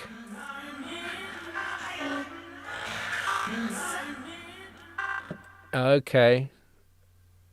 But I want it to be like inverse square sawtooth, so it's like whoop. Ah, right. But I don't think you can do that. Shapes. Oh, you can change the phase of it. So,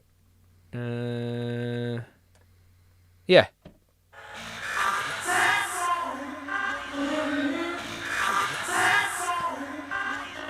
My God.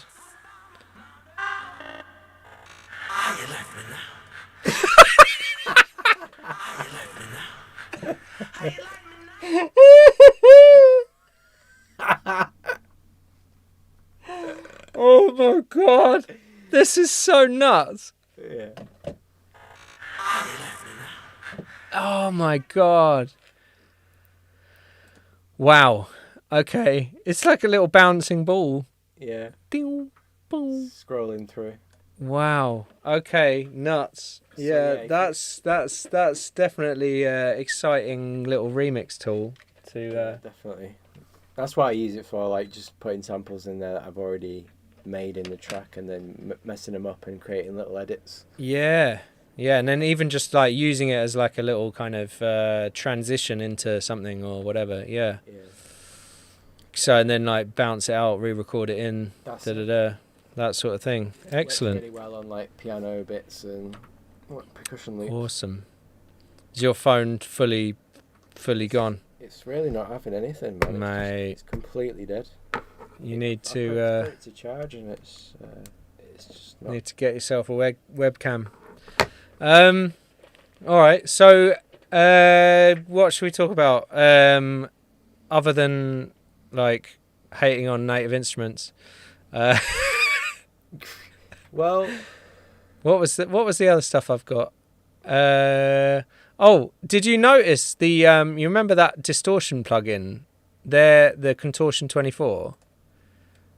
yeah, They're they stopped making it. yeah, they've stopped doing it, and like now I couldn't get it. Have you got a license that you can give me? Because the guy was just like, if you can find a license, you can have it. no way. I don't know how mine's working, to be honest. But I know that it didn't work in. I've had to load up Logic in Rosetta Oh. in order to get it to work because it like all the projects that had it in were like failing and having Because an it's one absolute of the best nightmare. distortion plugins that I've ever used. It's I don't understand how it's not just Unless like someone's bought them out. yeah, like I went to their website and it's just like a blank page. So Yeah. what's happened? They've just gone under or been Yeah, bought I out or said- something. I emailed him. I said, you know what's happening? He was like, yeah, I can't be asked. But like, and I was just like, yeah, but it's a really good plugin. He's like, well, if you can find a serial number or whatever, you can have it. So if you've got it, I'll take it because when I went to buy it, it was like purely not available. So Yeah. Right. Serial number. Nuts. So what's JFO saying? Never smelt tone projects Kelvin. What? What are you saying? Are you typing with your fists? He's northern. Allow him. Game changer. He's saying that Make it flatter. never smelt tone projects Kelvin. Make tone projects. Is that a plugin? Never smelt tone projects Kelvin. Okay. Never smelt tone. Right, I'm just going to Google it because I don't know what he's on about. Oh, he might be talking about. Why is that not loading a window? Never smelt tone projects Kelvin. Kelvin Tone Shaper. Oh yeah, I think he sent me a link to this a while ago. Oh no, this is a different one. Yeah, Tone Projects Kelvin. Here we go. New way to shape sounds. Oh, he's gonna try and tell you about Higger. the bass shaper as well, maybe. Yeah, he sent me a link to that. Yeah. That? Oh, maybe. Products. Yeah. Yeah, the bass lane. Yeah, that thing. Yeah. Artifact Central. Well, anyway, so one company that I'm kind of into at the moment is Sixth Sample, which make this the flatter, which is kind of like what's the Fab Filter one, like Volcano or something. What's the Fab Filter one called? Saturn. Yeah, it's a bit like that. It's like multi-band distortion with, you can choose what kind of distortion you have on each thing, and like whether it's upwards, downwards, or I like the GUI. Yeah, it's super clean, super clever. It's got oversample, linear phase, all that stuff. It's just it's so clean, so like well laid out. You can like link the input to the output, so it does the similar thing to the other one, where it kind of like what's it called? As you drive the input, it kind of like attenuates. The other one that they do, which I've been using a lot, is clips, which is basically the same thing. So these guys, Sixth Sample, it's just like super, well, like they say, straightforward. They've done their own version of what's it called, that terrible compressor that all the like Skrillex types used. OTT. So they've done their own version of it, which is obviously a lot better and a lot more kind of adjustable, but essentially is, it's better just to use an actual compressor. Yeah. So you can do like multi-band on this as well. You can choose where your bands are going, move the hertz around, and choose whether it's clipping, compressing, or gating at each band, which is interesting. And it's got 2 times oversample, and you can choose between left, right clipping, compressing, or gating, and MS, like mid-side, and it's got this little transient thing, which is just like so simple but so effective. So for instance, if we load in that like that percussion loop, wherever it is, this guy, so like if I just put that audio, what tempo is it? 108. Okay. So if I put that,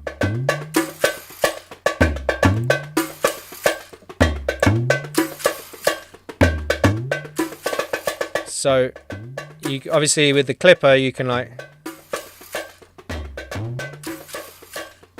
just like reduce the, obviously clip the crap out of it, or in mid side, and then you can like turn up the transients so it's like a lot more punchy. And is the transients into the clipper? Yeah, it pushes them into the clipper. And then obviously if you put it on multi-band, we can just choose the low, maybe make that compressor,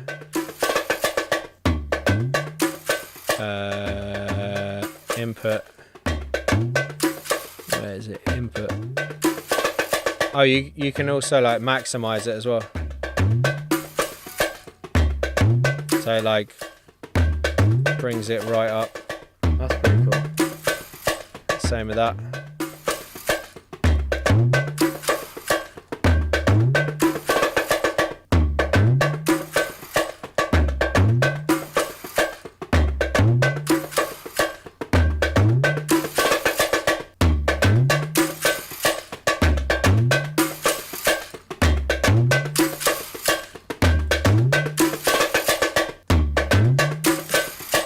So yeah, this is super like powerful, simple, very like quick.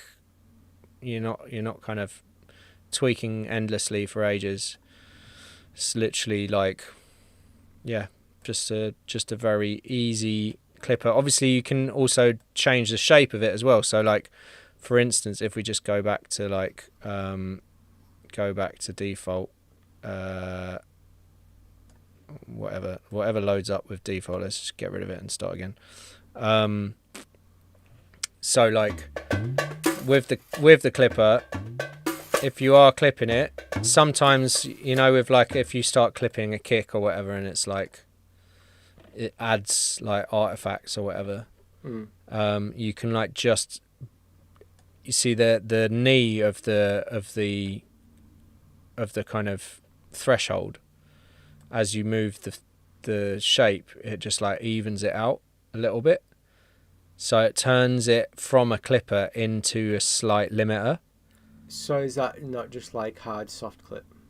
Well, kind of, yeah, but it's like, it's variable clip as well. So it's like, you're not just hard or soft. It's like, how soft. Right, okay. So sometimes you want it to be hard, but if it's like really hard, then it creates a harmonic or it creates a click or something. And then if you just give it a tiny bit of curve, then it's still hard, but it gets rid of that click. Have you tried the newfangled audio No. saturate? So on the newfangled audio saturate, you've got similar kind of options. Right. But they've just released Invigorate, which is their compressor, which I've got on my computer. And do you want to share that? Yeah, I can do. I can show you. Yeah. Too Many Records says I've got a wobbly sausage.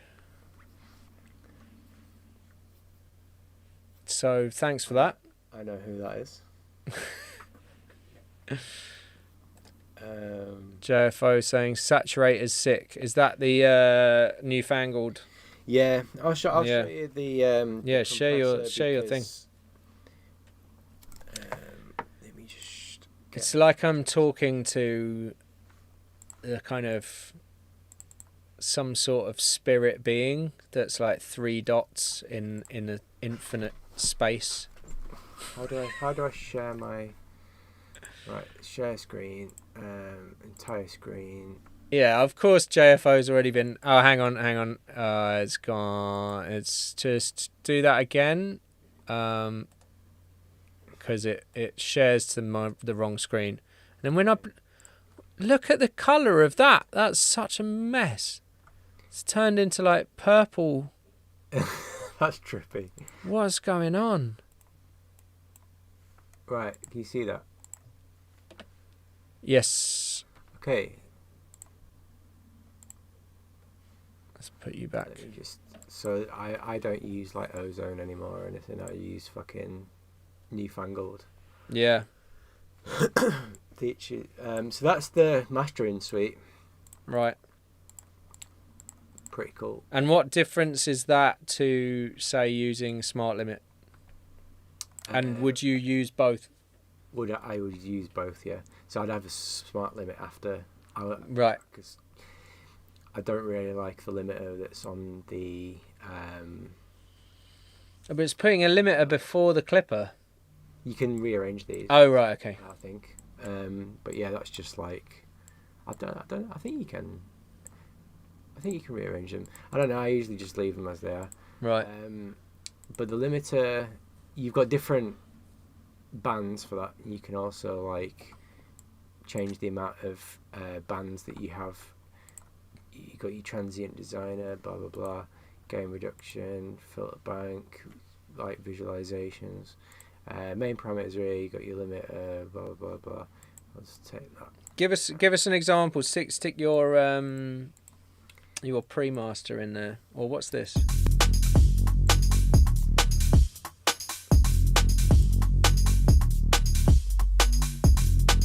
Inside.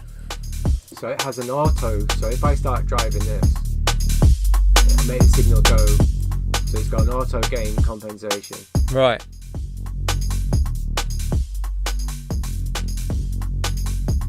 Wow. Okay, nice. Yeah. So that's basically doing the same thing as the old compressor used to do. Yeah, and you can change. I mean, not compressor. What is it called? That like. This is just the saturate. Yeah, but that distortion plugin that no longer works. So does yours contortion? That's the one. Does yours not work at all? Well, yeah, no, it works, but if I load up without Rosetta, then it spacks out. Like it just makes a mess of my projects. Right, that's a shame. So good, that man. But I mean, like the computer's fine in Rosetta, really. To be honest, like so it barely touches the sides.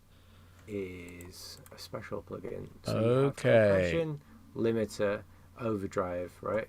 So. Okay. So wherever you drag this, so there's your overdrive. Right. Drag it into the middle. There's your limiting. So you can have limiting with overdrive, and then you just where it's more like pumpy. Push. Yeah. So. Wow.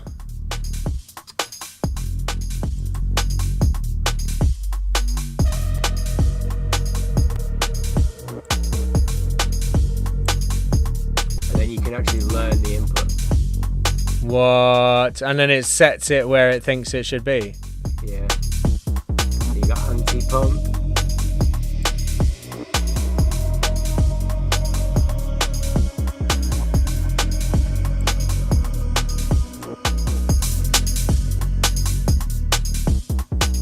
So when you say learn, does it learn the EQ as well or not? No, it just learns in nominal level. Right, okay, so it gets it. So basically that's off. Extreme compression.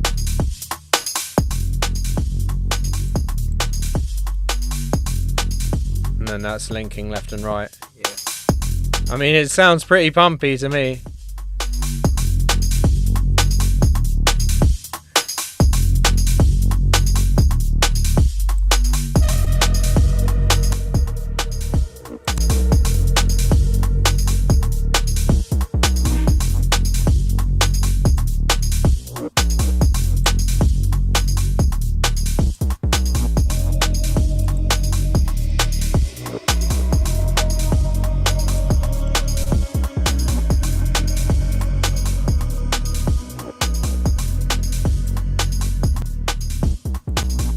It's just a really nice colouring tool. Yeah, nice. Very, very nice. Really, really cool.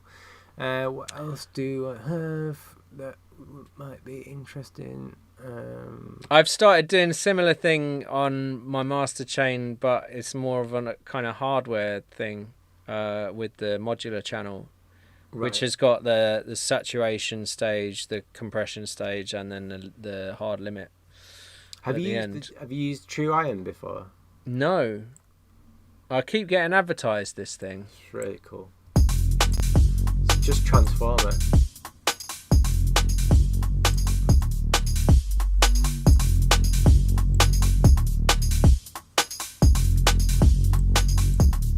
What is it?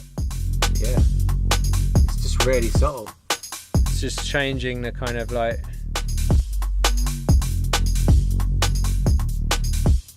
You can hear it break. Very subtle, like saturation. Oh, there you go. Yeah,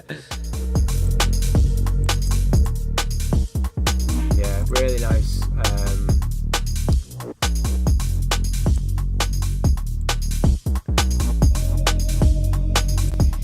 Just pure glue, just always glue. Yeah. Does it change much to the, or does it compensate for any changes in volume? No, that's the downside of it. Yeah. Acoustic audio. What's Sandman? Sandman is it's one of the Plugin Alliance ones. It's like I think it's the delay. I'll show you this one actually. I don't know if you've used fucking acoustic or audio before. These What's that pumpkin? Oh my god, this is one of the best saturators I've used. Really? Honestly.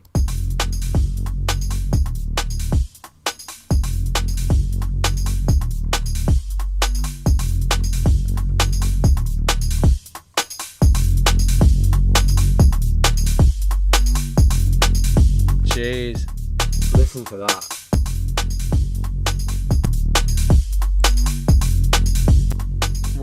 Why is it a pumpkin?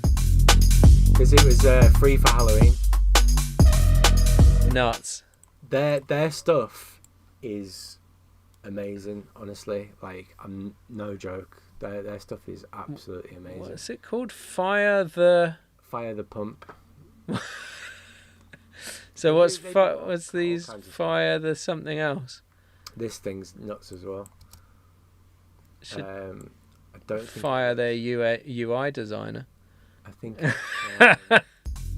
yeah, I've run out of the trial, but oh right, that thing is nuts as well. Like, it's like some kind of emphasis, like compressor, like madness going on. Yeah, that one's same one as well. It's been it's a shame, but yeah, rinsing all the demos. Yeah, like, their stuff's great. I really like mastering the mix stuff as well. Okay. Do you know about them? I was on their website the other day. I haven't downloaded any of their stuff though. Right. So what? This is just the bass room. So basically, I'll show you. So that's like your flat. So that's what it does basically. And it's got like a gain compensation that'll tell you how much it's out by. So it has presets, right? Wait, I don't understand what it's doing. What is it doing? It's literally EQ. Multi-band so EQ. 20, 40, 80, 160, 320, right? Oh, it's just the low end, right? Yeah. Just the low end. Yeah. So you have targets like for house, electronic, okay, stuff. I disregard that shit. Yeah. What I do is I go for like, I don't know, let's say, let's put in one of my tracks. Highlight, okay, create target. It'll then go, oh, you need to bring that in, that. Oh, it.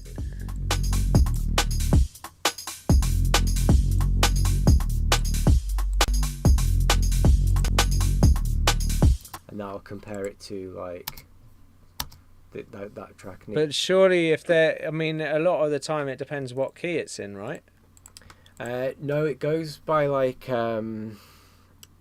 similar to how True Balance works with the overall curve. Right. If you stick a master in the you know, stick like one of Bo's masters in or something. Okay. Let's see what.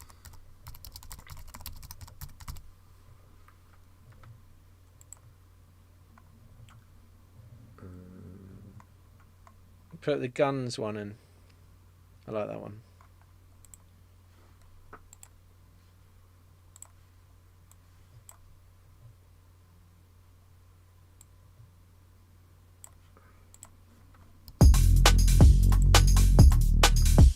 So can you just get it to like automatically move stuff to the target?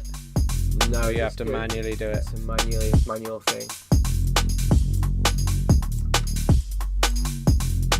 See that bottom one? Yeah. Surely not. Surely Bo hasn't gained it up underneath 20 hertz.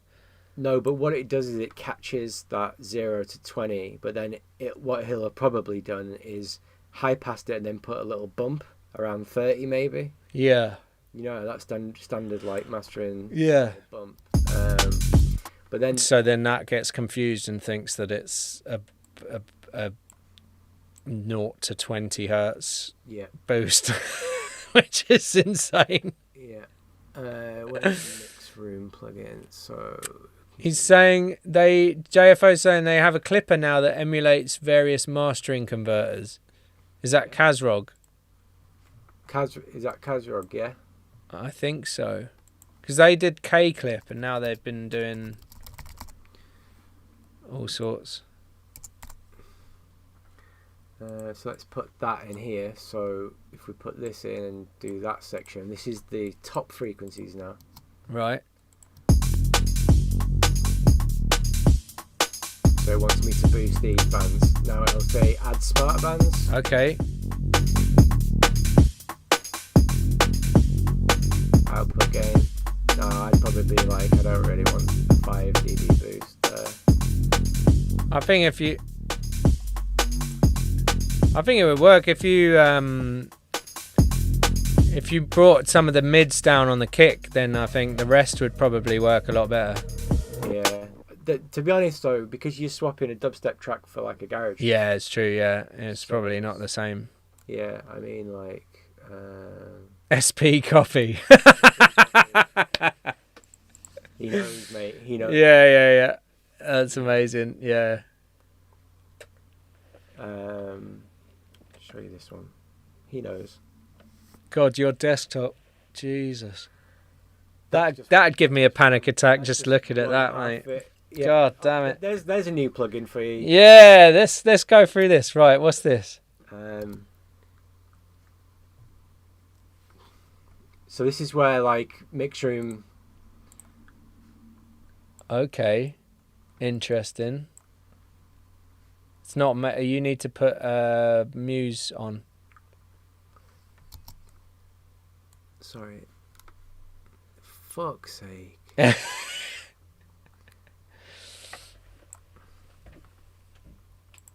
Right.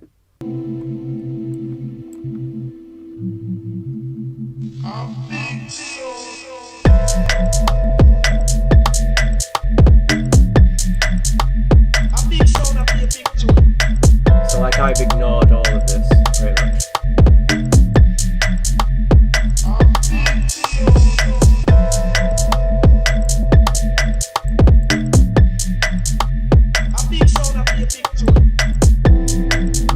Oh, but it's got a varying thing. Yeah. Why is it varying? Because it's reading the peaks like more often.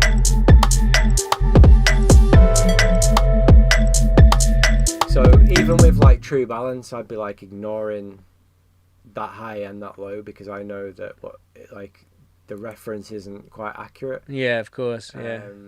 And then smart limit.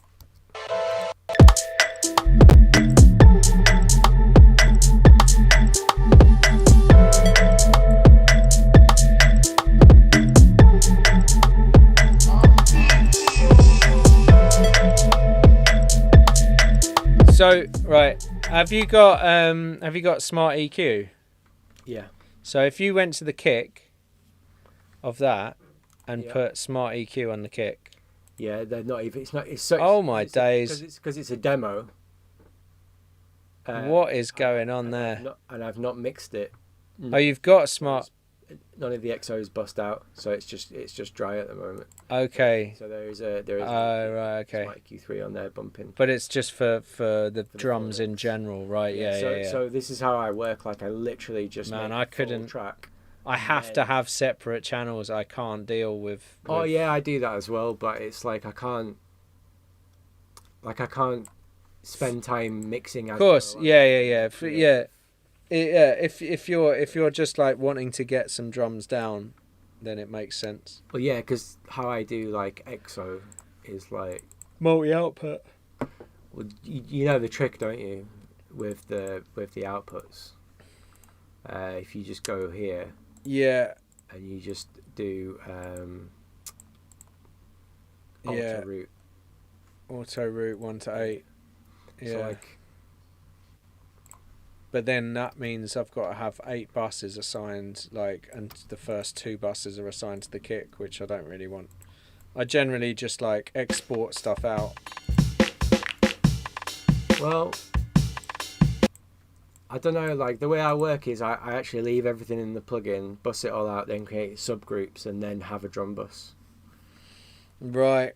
Yeah. I mean, I Have usually. a parallel. Yeah, I usually have the drum bus after my separate buses, but I usually export stuff out so that I have a kick bus and a snare bus rather than like kick 1, kick 2, snare, clap. You know, that's too complicated for me. But yeah, I mean that's like kind of like what I do really is just I create and do like as many tunes as possible, and then I worry about the fucking mix later. Yeah, fair enough. Wait, let's have a look at Tony, do not judge me on my desktop. I'm I've got a valid reason. I know where everything is. Sort of. gonna open up an old project. I might lose you for a second. Okay. So you look at my nice clean couple of folders.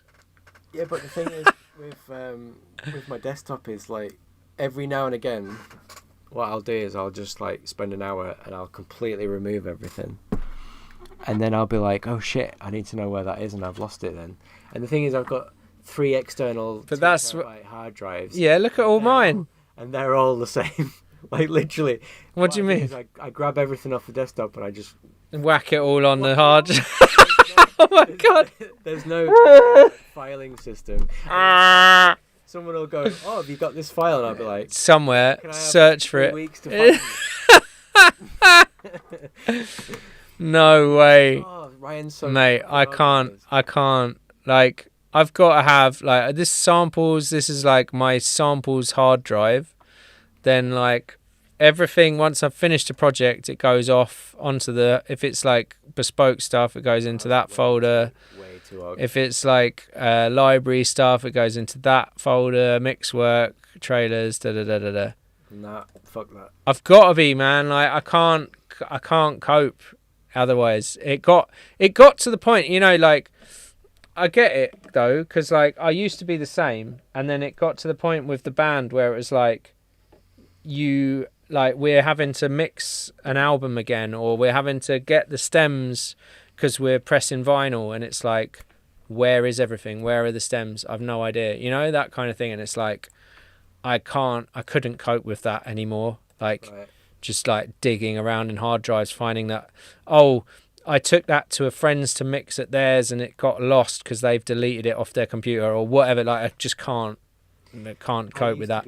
I used to be good, but because I'm in a phase like where I'm creating. Cheerfo's like, that's what search is for.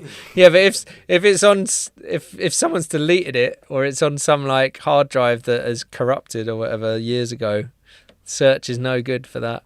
Yeah, there is some structure. Like, I know it looks a mess, but like when I'm in a creative phase, like I just fucking pollute everything, and then after I've done that and I'm in mixing stage, everything gets cleaned up again. Yeah, I mean, I find it easier just to go straight to clean mix stage. So like, that's because you're a professional and I'm.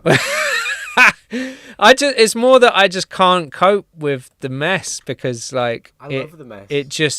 It just makes me go nuts. Like, I have to have it clean. 6 months down the line, I'll be finding a project and I'll be like, oh, this is a banger, and I'll finish it. No. Let me just find plugins.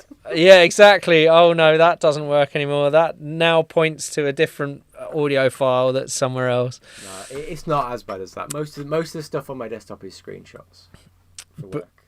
Right, yeah. Yeah, I've got a few of them. I'm just going to go to the toilet one sec. So, yeah, once he's back, I'll go through this. This is a sort of jungle project. I don't know why that piano. Where did the piano come from? Why did that happen?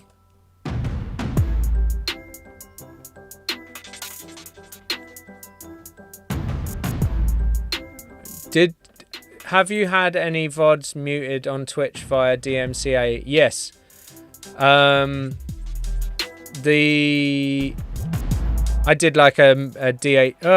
I assume you mean like takedowns and stuff like that. Like I did a DJ mix, like a jungle mix, a while ago, and I put a few like old jungle classics in, which have obviously now been signed by like majors, probably, because all of a sudden it was like, oh, Universal Music that says copyright infringement, blah blah blah. And I think on some platforms it just muted that section, and then on other stuff like they just didn't like it at all, so it just got taken down. As far as like running into any trouble, I don't think I've had any issues. But yeah, I don't really know what I'm doing, so if something gets taken down, I just go, oh well. It's been a big issue for people who have been on Twitch for ages. I mean, I know I kind of restream, so I stream to Twitch and YouTube, so all the stuff gets saved on my YouTube account for forever. I mostly watch like gamers like on Twitch, so like if I miss someone, I'll watch a VOD. But like a lot of them pay like it's like £50 a month for like a music license, so they can actually have music on their stream without being problems. But I mean, I don't know if it's even worth doing that. Yeah, I mean, most of the stuff that I stream is like unreleased stuff anyway, and by the time it's been released, like it's not an issue. Like now Stones. Yeah, but I mean, what, like the vocal through like a granulator that's not gonna. Yeah, it's not. They're not gonna take me down for that. So. Yeah, so I was just talking about arrange what's it called, like sort of layout of stuff. I have to go in the same order. I don't know if it's because of like live engineering, which kind of taught me that it was way easier to have like a set way of doing things, especially with drums, than to kind of not worry about it and then try and clean it up afterwards. Do you know what I mean? Because it just meant that I was having such a headache with stuff. But like with basically any project I do now, it's like, oh, he's back. I'm back. He's back. That's it now. You're all in trouble. Oh no. Yeah, like I haven't even bothered labeling these because I know that every project is aux 1, bus 1, kick, snare, hi-hat, and then percussion, etc. And then all 4 of those go to drums, and then that's my drums bus. Oh yeah, I do that with EXO, but so you just have the kicks, channels 1 and 2 going to bus 1. Yeah, everything kick related goes to a kick bus and then snare bus, and then that getting gets routed into a drum bus. Into the drums, yeah. And then that goes to a parallel or an external processing unit. Yeah. So I mean, I don't really bother with parallel because I kind of I've got like a outboard drums chain that has dry wet mix on it. You just print on the way back in. I just to be honest, I just print as I bounce it. I bounce in real time, because if I try and print in Logic, I get glitches, and also B, it like records in out of time. It like shifts the project, whereas as long as I do it in real time all at once, then all the outboard sits fine for some reason. I found that with like Electron stuff, especially when you bounce in real time, you have to give yourself at least like 3 seconds of silence for it to go and do its little like freak out, and then it actually fucking and then it works, right? That's USB audio. Yeah, I don't use the. I imagine if I had like the Wes audio stuff, that's like controlled by software and all that. But it's like outboard, but it's linked to USB, and I imagine that's probably similar, because it needs a bit of time to set the clock and all the rest of it, I suppose. But yeah, for this stuff, it's just like immediate. Your computer is the main clock, though.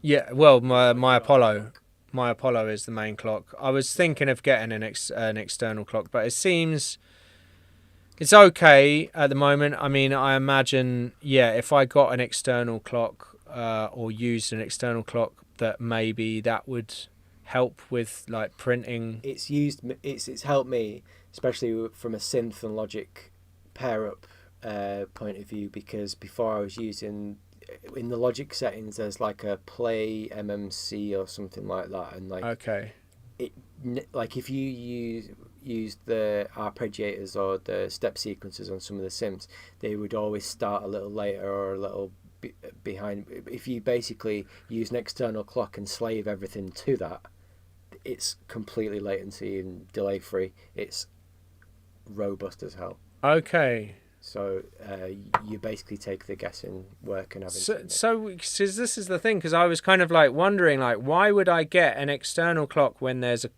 clock in the Apollo?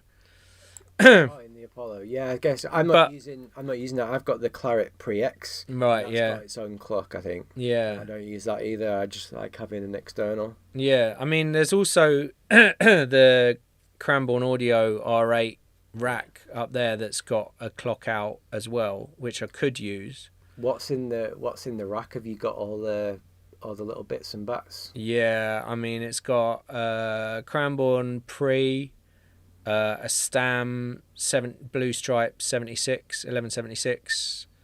It's got the SPL Big. It's got a pair of Clariphonic. So the SPL Big's in the Cranbourne. In the little 500 rack thing, and then there's an Elysia character, which is like mid-side distortion thing.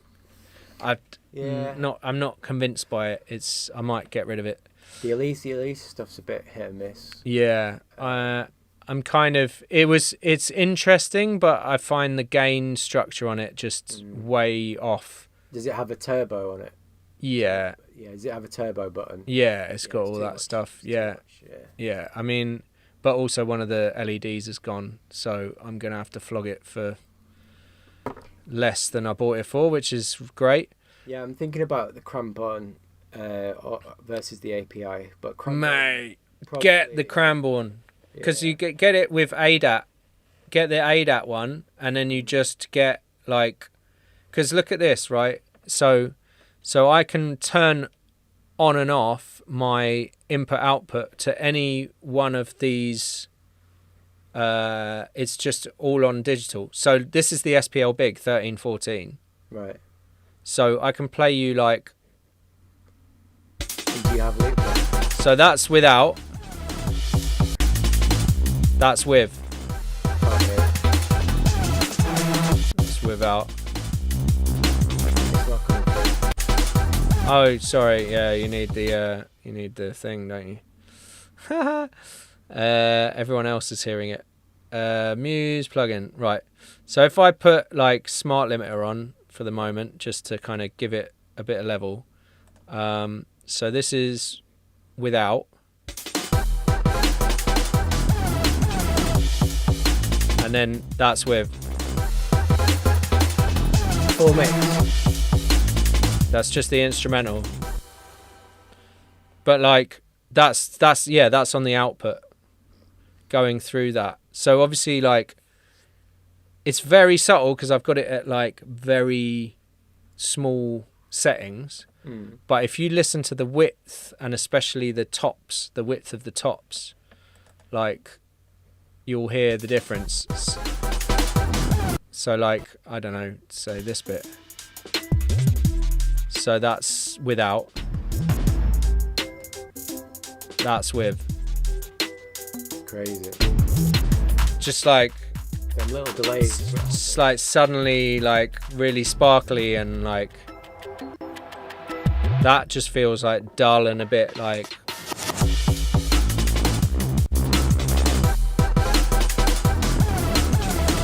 do you see what I mean? What about mono compatibility? Is it just Yeah, I mean so you can true balance should give you can that. check that, yeah. So if we go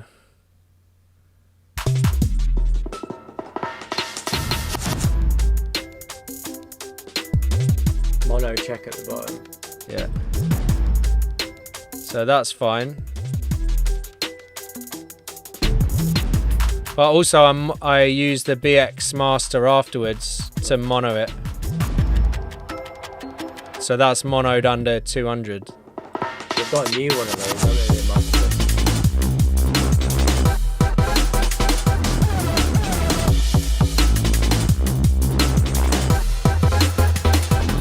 Yeah, width of the lows looks good, overall correlation looks good.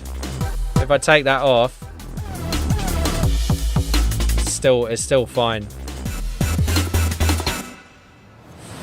Yeah, because basically what's happening, like the SPL big is only spreading the top frequencies. Right. So it's not doing anything to the low end. So the mono compatibility is like pretty negligible, you know, in terms of like making any kind of difference. It's just making stuff that's already in the sides a bit more in the sides. Do you know what I mean? A bit like what the Ozone 10 does with the side recovery. Maybe. Yeah, I've not used that. Or the limiter, maybe. Yeah. But yeah, in terms of like outboard, I'd say Cranbourne Audio 500 R8 ADAT every time. There's Jack saying that he'll be like. He's literally just said it. The 542. But he said the Cranbourne stuff slaps. But it is like, in terms of like the ease of use, like the fact that you can just stick an I/O on as a plugin and it will route to whichever one of the 500 rack you want. Like, so then this second one is going to 1516, which is the Clariphonic. And you I'm guessing obviously you've put these in order. Yeah. The actual thing itself. So basically, it doesn't matter if you jumble them up. No, it doesn't matter at all. And one thing you can do, which is nuts, is you can turn them into a complete signal chain. Yeah. So if you say, for instance, you want to record a vocalist, right? And you have a preamp, you have an EQ, you have a compressor, you have a de-esser, you have a reverb.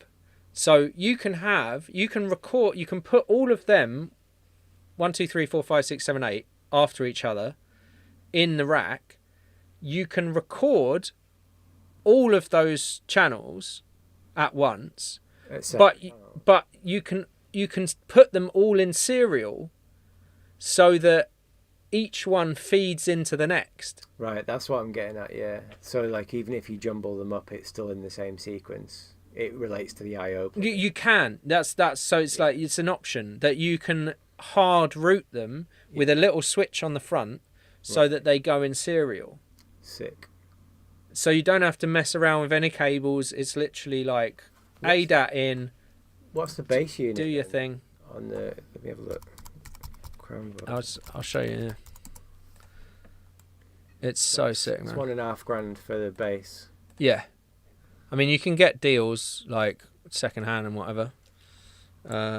Cranbourne 500 R8 ADAT.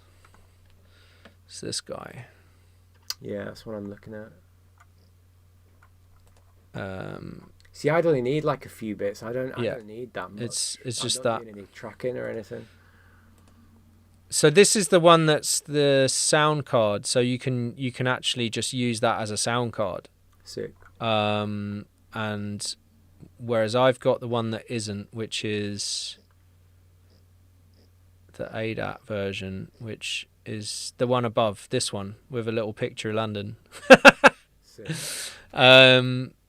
Because I think the one that's the sound card is slightly more expensive, but I already had a sound card. I just needed the ADAT in and outs, and it just expands my in and outs by quite a bit.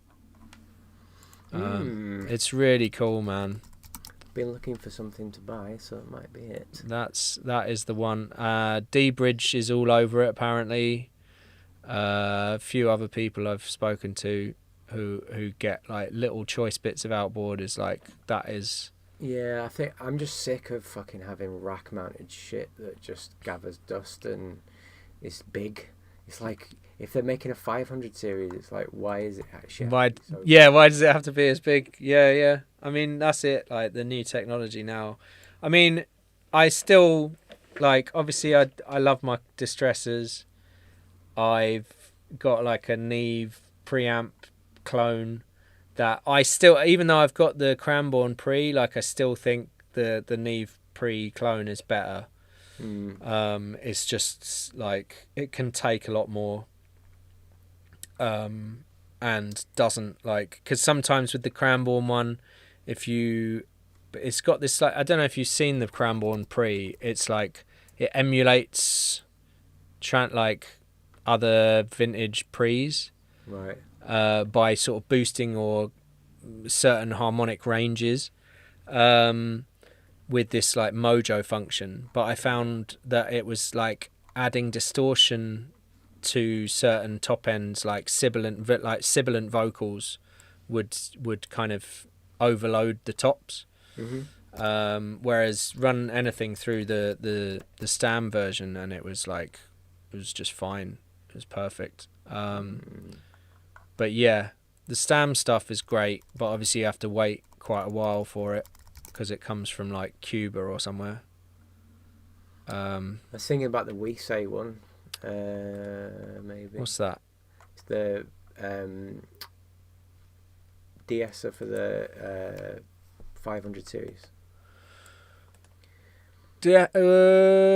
By who? Weiss. Or Weiss or Wes or Weiss.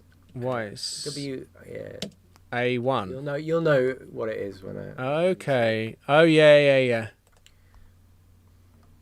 Right. Maybe like the mastering. Okay, it's got a preamp and a de-esser in it. That's useful. Yeah, that's what I was thinking. And then they do the rear, which is the RHEA. Yeah. Which is the mastering comp. Yeah. Oh no, it's just bringing up a bunch of RHEA compressor. Sorry, it's Wes audio rear. Oh, that's the Wes. I thought that was Wes. But yeah, the Wes one. White. I thought it was. Yeah.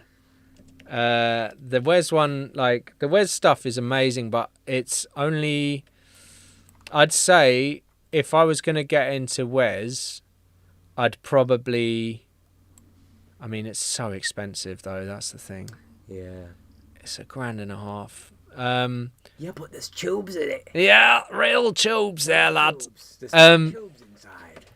So, yeah, it's super useful for like callback if you've got clients and whatever, and they want to change something. Then you have all your settings on USB. Trouble is, you have to then have a USB sticking out the front on this thing. Unless now this is the option that I would go for if I had the money, is you can get a Wes 500 rack, right, and then that then connects via USB, and then all of the stuff in there can be Wes and can be controlled by your software. But through the rack rather than in the front of each item, if that makes any sense. Yeah, perfect. Oh, Jack, I know. Waste is different. You have an 8-channel analog summing mixer with 500 modules space. What does that mean? I think it's like he's referring to the Cranbon. Oh, right. Yeah. Yeah, I mean, that's if I used it as a summing mixer, which you can do. That's the other thing. Is that's what's missing, I think. Like, just load it up with EQs and then exactly. Bob's your uncle. Just like saturators. Yeah. But then you might as well buy like a Black Lion or something like that, like which is literally just 16 channels of just drive. Yeah. It's like just a big metal box, but yeah. You've got noise to think about and fucking everything else. Wow. Everybody's like, well, do you need a summing mixer? It's like, well, I think if you use a summing mixer correctly, it can add so much to your final mix down, especially if you're only mixing with 8 channels anyway. Totally. You want to do those stereo. Yeah. So, yeah. Okay, well, I think I'm going to have to go get some dinner. Yeah, same. It's been fun. We've been controversial, dealing with lots of stuff. Oh, there was this thing. I mean, I mentioned it to you before. This like Hornet Master Tool. This thing, literally, it's like Alias Central. It's so weird. It's like you put in what your target level is. So like, okay, I want -7 lofts, and you just go, yeah, okay. I don't. Oh yeah, you can do that. It like changes the model. Okay, you can go up to -6 lofts, right? Christ. If I put the EQ amount up to 10, let's see what happens. Right, and then you basically like learn the bit of the track that you want to master, right? So let's takes all the bass out of it. Let's see what happens. So I'll put it in the final section, which is the loudest. Okay, so I'm learning. I don't know when to stop learning, but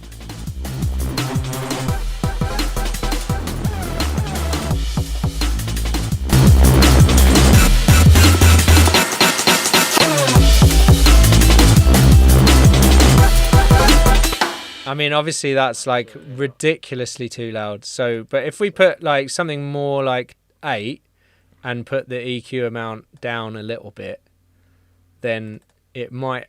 Like, it did exactly what I said it was going to do.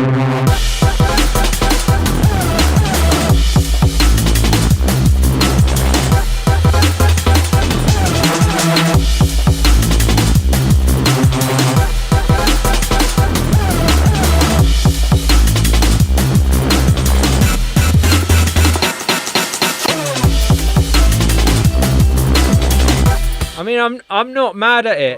Took all the bass out. Look. Really? Yeah. It's looking pretty healthy on my EQ. 3 dB, 40, 50 hertz, and you've got. It's putting bass in. No, that down there. Yeah, 30 hertz. That's 30 hertz. Like, when do you need 30 hertz? When you're on a big old sound system. Right. So with that, to me, this just looks like Ozone, Pink Noise EQ reference. Right. You learn that, and it'll do exactly the same shape. Yeah. And it'll push the highs, because the loudness units, it works off high end. Do you know that? Like, the majority of the loudness is measured towards the high end. Okay. And then so it's taking away your bass like a tilt EQ. And then it's going into a clipper, and then you've got two limiters in series. But it's not really doing anything on limiter 1 for some reason. Well, it's because you've got a well mixed tune. It's like, so it's not messing about with that. It's just doing the final limiting. The first one's for the peaks, and the second one's for the loudness. I would have thought that's the way. Right, but then wouldn't clipper be for peaks? Clipper's just for your getting your dynamic range into like some kind of uniformity. Right. Yeah. Limiter 1 would be then controlling the peaks and troughs, and the limit 2 is the eventual loudness. Okay, so if we rather than do that, I mean, this is the thing. This is without any of my EQ or any of my outboard or any of the Golfos or Soothe or anything, which obviously I did have on. So, like, if we just instead went to the smart limit and went, like, what? Bass music. So then... Yeah, but you haven't set your... You need to set the thing on the right to 7 lux. Push it to 7.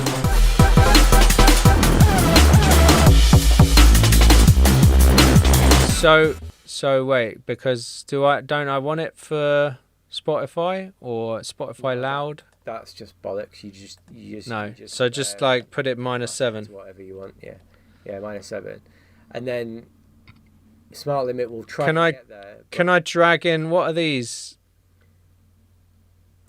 These are like reference tracks. References, I think. No, plugin states. Plugin states. Well, so I can't load up a reference track. True level for the reference. I think you have to use it in combination with true level. Is that right, Jack? Right. Let's have a look. Yeah, true level, then true balance. Okay, Sonable. Where is it? True level. Yeah, and then you load your reference in there. Okay, I haven't even used this. Okay, fine. So what track should I load in? Something that's similar. I mean, if I load in like something that I've downloaded recently, say like TMSV, do TMSVs. These usually. But some of these are jungle though, so they wouldn't be. Well, I suppose it is kind of jungly. It's definitely jungly. Okay, let's just check on these. Yep. Or this one. That's similar. Or this one maybe. Yeah, that's a bit more energy. Right, so then what? Drag that in. Yep.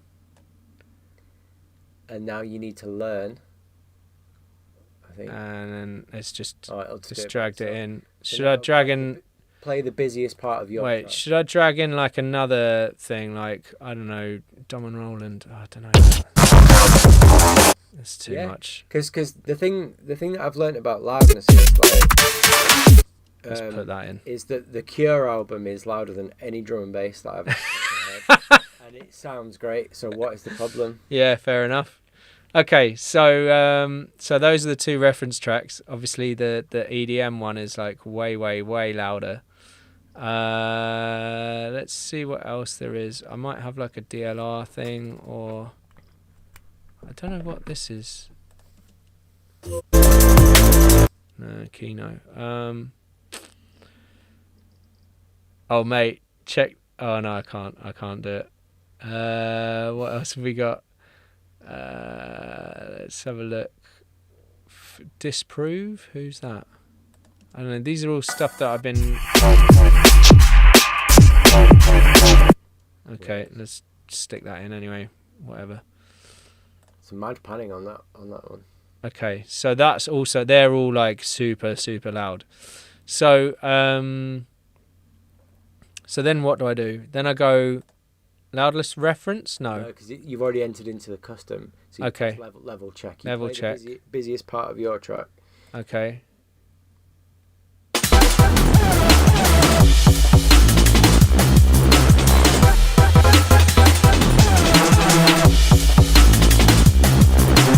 it's telling you to click.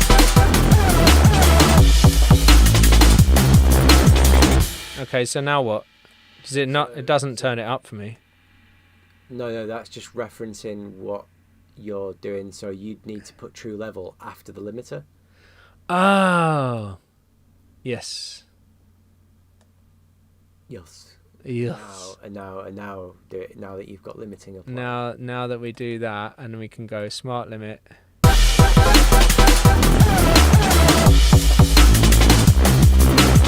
up true level.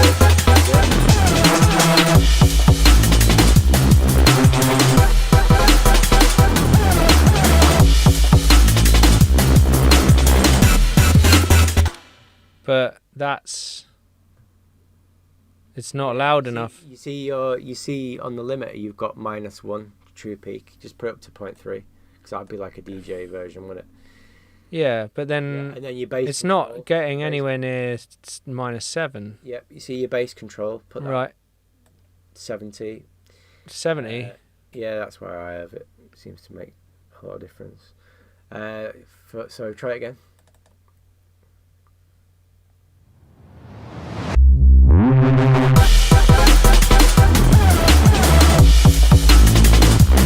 There you go. I mean, it's there.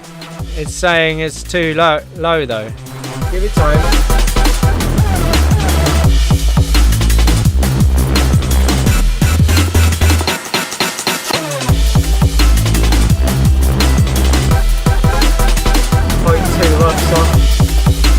Point 1.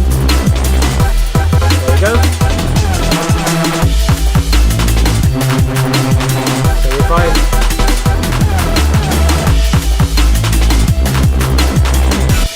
Nuts. So you're fine. So you just have to give it longer to run. So you. But I mean, that's still hitting down here when these other tracks are like up here. Yeah, but like I said, But they're way there's too serious, EDM-y. Yeah, but there's higher mid-range that you're missing from your track. You play any of those drum and bass tracks, they'll all have a certain style of snare. Yeah, I mean, they're really dry. They don't have any like verbs in them at all. Yeah, 500 to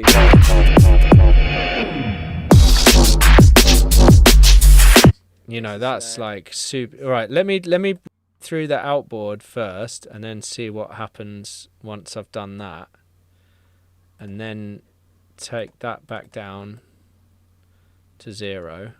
I never ever go past like fucking 8 lofts these days. That's what I do. I can do, but I never go past 8.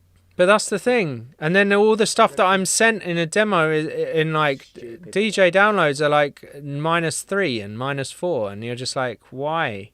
Yeah, it's like there's no transient and no transient information, no dynamic range, or if there is transient information, it's all squared off. Yeah, it's all like, acoustic. yeah. So limiters, it's all transient pushed into the clippers all in Exactly. and that is what the problem is with loudness. It's like you can get such a powerful mix and master from a dynamic track it'll piss all over these loud tracks, because if you actually like, Yeah, because it's about comparison and stuff as well. Yeah. And this is what I've learned, because if you use A/B metric by Plugin Alliance, right, and I loaded in the Cure album because for work I had to do like loudness versus dynamics, and it's like the Cure measured against Unit, Wicker and Pearl, right? When they were made the same volume, Cure sounded fucking 10 times louder and clearer. Yeah, more of course. Than Unit, and you would think that Unit would be the louder track, But it's not as dynamic. It's just not. Exactly. Yeah. So this is the trade-off, and that's what I've never understood about modern drum and bass, is that everybody's so focused on getting loud, but what you're actually doing is you're losing the important bits of the song, which are the silence, which make the next bit more impactful. Exactly. Yeah, but then also you're also, you know, in modern sort of drum and bass now, if you go to a night out, there's barely any breakdowns, there's barely any kind of, you know, because it's about just like tune after tune after tune, and so in the end it just becomes this like there's no ups and down. It's like every track is coming in the same level. It's all clipped at like -4, you know. Well, I watched that Project 6 festival in London. I watched the Goldie live stream. He played a really interesting set. He played a... I mean, he's a lot more dynamic. Yeah. Yeah, he played stuff. a track with... what's his fucking name? Singer from London, black guy. Singer from London, black guy. Fucking... You'll know exactly what I'm talking about when I say it. Singer from London. Right, really, really, like, quite famous. Very, very good. It's a fairly new drum and bass tune. I mean, like what, like jazz or soul jazz? Soul. What's his name? Gregory Porter. No. Very much like Gregory Porter. I want to say Cletus. Cleveland Watkins. Cleveland Watkins, that's the one. Cleveland Watkins. He's been in drum and bass for years. Yeah, I know, but the track he played was so much different. Yeah. Anything else that he played, and it was so interesting, and you could tell that it was actually quieter than a lot of the tracks that Goldie was playing. Yeah, because it was like music rather than like beats. And because it had the peaks and troughs. Yeah. I mean, we could probably find it to play it. I mean, I don't know if you could play it on the stream, but Yeah. because there were so many peaks and troughs and breakdowns and vocal bits and everything else, it was so much more interesting than having your face melted off by like roller for 3 minutes. Yeah. And you know, I don't Yeah, know. I mean that's the thing. Like, it got to the point for me where it was just like it was just boring. Like, going out was boring, and I didn't know if I was just like, oh, I'm just old. Probably. But I think it was a combination. Like, yeah, I'm old, but Same like, happening with dubstep, man, to be honest. but that's it. And it was the same thing. It was like everyone using the same sounds, going for the same levels, and just making sure that the drop matched up to the drops of all the other tracks. Yeah. So they were all interchangeable, and then where are you? Like, okay, so you've managed to basically replicate another track, you know, to the point where there was that person who like brought out a loop pack or like a sample pack, and then it just turned into like they just put all the samples together That's and made a track. Did you see that one? Yeah. Like, all that stuff is just like, well, when a scene gets to the point where you can literally, you know, just create a track out of a sample pack. Do you know why I'm making garage at the moment? Mainly because SPMC makes really good music that gets me excited. Yeah. But do you know what the masters are hitting like for that? It's like 10, 11 lufs. Yeah. Amazing. And that's why I've got that project that said SP copy, because I was analysing the tunes and I was like, do you know where what? are they hitting? Yeah. Where they're hitting, the kick and the bass, there's plenty of. Nothing sounds pushed. I think he's using some kind of desk because I can hear it. Either that or it's like Air Windows console emulation. But it sounds like a Mackie, might be a Midas, don't know, but it does sound fairly Mackie-ish.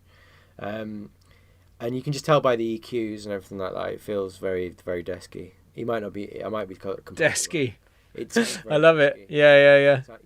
You know what I'm talking No, I know. I mean, that's why I put this the modular channel on stuff, and why I put stuff through Outboard on the way out. It makes a difference. Makes such a difference. So when I was analysing the tracks, I was like, okay, this is it, because I'm older. I still love fucking tear out shit, like Venetian snares, everything. Like I'm yeah, but there's variation in that. Full set. It's not just the same all the way through. Yeah, but an hour of it would be annoying. Yeah. It'd be a lot. And the thing is with like dubstep at the moment, everybody, it's very self-referential again. Yeah. Like, so everything's super loud, and there's no fucking ideas in a lot of the tracks. It's just replicating like an old Koki track or whatever, like, or an 808 or anything like that. Yeah. Where's the fucking soul? Where are the rhythms? We've got like so much to do in terms of rhythms, because where we are at the moment is boom, boom. The basis of everything. It's like, got these all right, bass lines Distance has done it already. Like, Distance was the guy for the live drums. He's got like live drum patterns, fucking for days. Like bass noises. He's not afraid of sharing his techniques. He puts them all on his YouTube channel as tutorials. Like, go watch them. Yeah. My problem is that it's almost like we've got an embargo on fucking rhythm. It's like, we've got to be as close to slowed down in drum and bass, which was at the time meme worthy. Do you remember? Well, yeah, that's why everyone jumped ship. You know, it was like the jump up times when it became like literally like, you know, nursery rhyme plus the octave below, and that was the drop. You know. But even bloop, bloop, some bloop. of those older tunes, You know. like Turbo Weekend, that was it JSL remix that came out. I don't remember that. Mate, that is an absolute stonker. And it's like full pop tune. Sounds like Joker on speed. Amazing. And I just spent a lot of time going back through releases, and I'm just thinking everybody was so creative. Yeah, So because there was no kind of boundaries to it, and it was an exciting time, and everyone was bringing their own take to it. I mean, we've been over this so many times, but you know, it just becomes like a few people who are like seen as that is what the genre is, and then the mainstream like radio stations pick up on that and they go, okay, this is that genre. Yeah. And then anything that, you know, the fact that there was so much other stuff is kind of irrelevant, which is a real shame. Rag said, rant time, I love this part. Hey, you know, Ragatha Christie, excellent. Ragsicle. But it's true, man. Like, you know, it was like, you know, there was like that time where kind of like autonomic D&B and stuff started, and it was all like very experimental and it was interesting. That didn't stay around for long. No, just like literally, I was getting really excited by it, and I was getting really into like a halftime stuff as well. And I played a warm-up set at Subdub for D-Bridge, thinking this is the perfect like setting the scene for an autonomic set. And by the time I had got into it enough to have created a full hour of kind of like halftime interesting autonomic stuff, he had already moved on to like techno, and he came and played like an hour of like 4/4 techno with instrumental, and I was like, oh, like, what's happened? That's how fast things change. Yeah, but I mean, that's how fast the innovators were, you know, innovating as well. But I feel like there wasn't enough time for people to kind of, oh, I've lost my green screen, to like really build a scene or get into it, you know. Whereas like, and it was because it was internet, you know, was the thing that went huge was the jump up style and the immediate ADHD stuff, which only now is starting to chill out, and like you've got, you know, your Fortet and Fred again working with Skrillex making stuff that sounds like stuff that dubstep was making like 10 years ago. But that's it's just weird. I think it does need to do that though. Like, you know, some of the, like I'm making garage. Like I used to make garage when I was 17. Yeah, like, yeah. Like I'm back there again. But yeah, it's like the same with jungle coming back. You know, yeah, all that stuff. Yeah. I've obviously reached like a peak of tolerance for what's happening in dubstep. I'm not. I don't want it to be like, oh, Ryan can't make music anymore because he doesn't like anything. It's like, I do. That's how I feel. I do like things. It's just I don't. I'm just really fucking bored of what's happening. Yeah. But this is my point. It's like, is it because we're old? You know. No, because I'm actually getting more into energetic stuff now than I ever have. No, I don't mean in terms of the energy. I mean in terms of the fact that like we're old enough to have heard a lot of stuff before. So the kind of resurgence of stuff maybe doesn't excite us as much, other than just for the nostalgia factor. Do you know what I mean? Yeah, I get you. It's like not as innovative because all we're doing is rehashing jungle or rehashing garage or rehashing halftime or rehashing dubstep or whatever it is. Let me play you something. Okay. Before we go, and I literally haven't tuned this vocal at all, so you'll have to bear with Ruby on this one. But Ruby. Not Ruby, not that. Not that Ruby. Okay. Ruby. I nearly said something then, but No, not that Ruby. Okay. I'll share my screen. How do I share? Another Northern Ruby. No, she's from Wales. Right. Okay. Is it a project? Full project. Yeah, I'm trying to share my screen. I think it's because you're sharing your screen. No, you should be able to share your screen. You did it before. Well, let me do it. It won't let you. Actually. Or just play it. Can you hear this? Yep. Can you hear that? Yeah, yeah.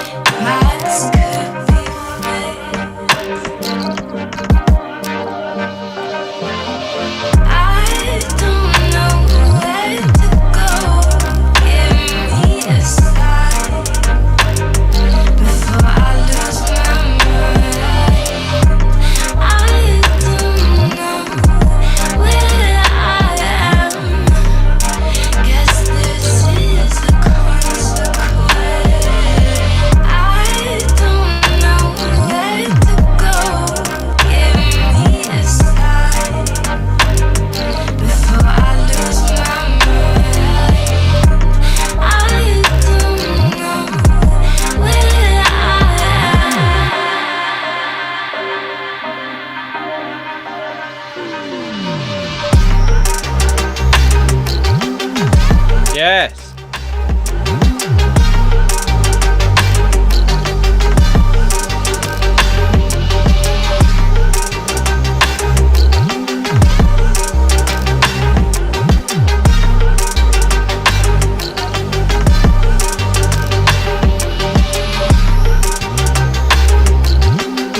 Is that UVI drums?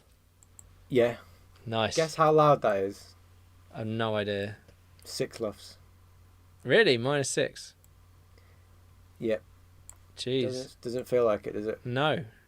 But there's enough space in it, I suppose. Exactly, and that's where loudness comes from ultimately. Yeah. But yeah, I need to buy a Melodyne or something to repitch the voice because I've got like a alto boy doing an octave below.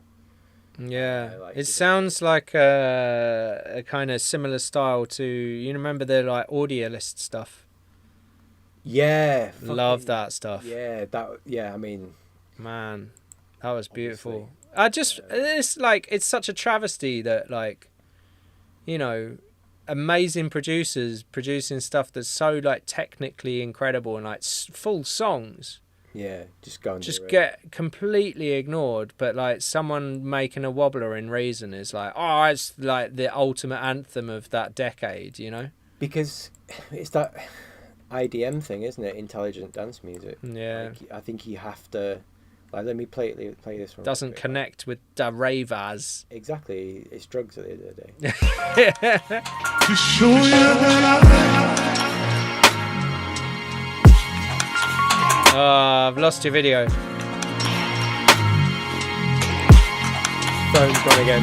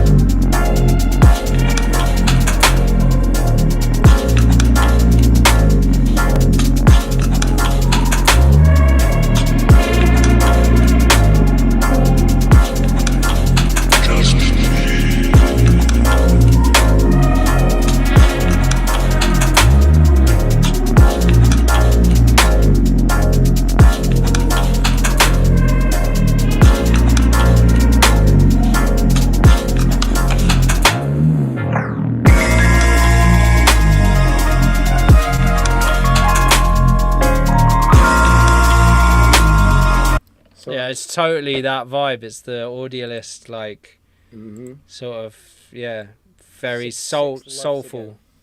But I know Six. that, yeah, but if I don't, like, I'm not really doing anything. I don't think it needs to be 6 personally. I think but I'm it's not a little doing bit pushed. anything to it to get it to six luffs. That's the thing. Yeah. I'm not pushing anything. No, it's just. I think there's 3 dBs of gain reduction on the limiter. Yeah. It's all in the mix. Yeah. And that's the funny part about those kind of tracks, is that, like, dubstep is what, like, I've seen some stuff like peaking 6, but most of it sits around like between 9 and 8. Yeah, I mean, it depends if you're going for, like, you know, obviously the, like, the latest Skrillex album is not at 8. No, I don't even know. I've not It's even like listened 3 to it. or something. I don't know. I'm not sure. I haven't no analysed it. problem as long as it's sonically. Oh man, it's so much better. It's like, you know, because he's working with, you know, really interesting people. You can be loud, but it it's sounds fucking good. Yeah, exactly. Yeah. That's Okay, JFO says the 1985 stuff is around 7. But yeah, I mean, like, you know. But it feels clipped. A lot of the 1985 stuff sounds clipped, and it is clipped because it's in the production style. Yeah, it's a certain stylistic quality to it. Yeah. The Drone album was really good. Alex Perez's stuff usually feels quite clipped, like, and that's like a style. And you know, they're loud, and I've got tracks that I can play that are doing exactly the same, 6, 7 and 6, 5 even dubstep tracks, but it's just too heavy for. Man, have you checked out Circumference? No. There's a track called, I got sent it. They're on Solvent. And, going back to Perez, the nice thing that I do like about Perez's tunes is that I've spoken to Jack about this before, is that they're not garish in the high mids to high end. So he has that loudness, and I think it must follow like the Fletcher Munson curve. It's just like, it's pleasing on the ear. Yeah, this is the thing. Same with Drone as well. It's like there's not a lot happening up there, so then it's not, you can afford to go louder. This is what I mean. There's the Circumference guys. They've, like, I don't know how, but they've managed to, like, get. Let me put in Circumference. Yeah, Breathe. Like, this thing is like -2 or 3, but it's still like punchy as hell.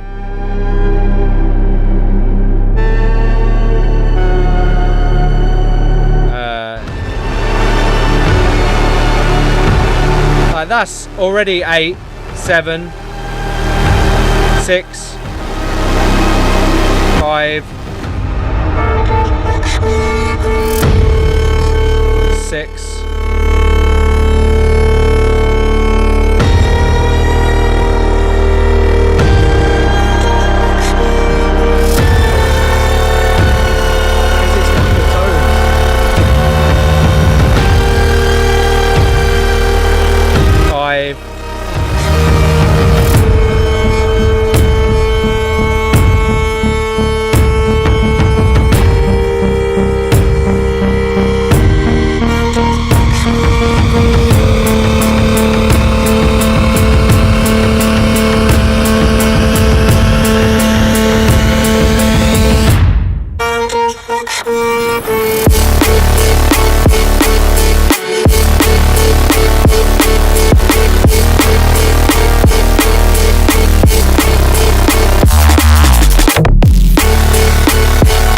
So clever. That's fucking awesome. It's insane. Like, and it's so, like, it's everything's like, yeah, and it's like tearing your face off, but it's really musical, and it's like really tonal, technically like on point. It's got little switches. And it's like absolutely beautiful. Man, it's these guys. They're like 20. It boils my piss. Like, but They're so I ridiculous. can hear Soothe in there a lot. Yeah. I mean, there's like other. I mean, see some of their other stuff. Soothe Like, has got such a sound.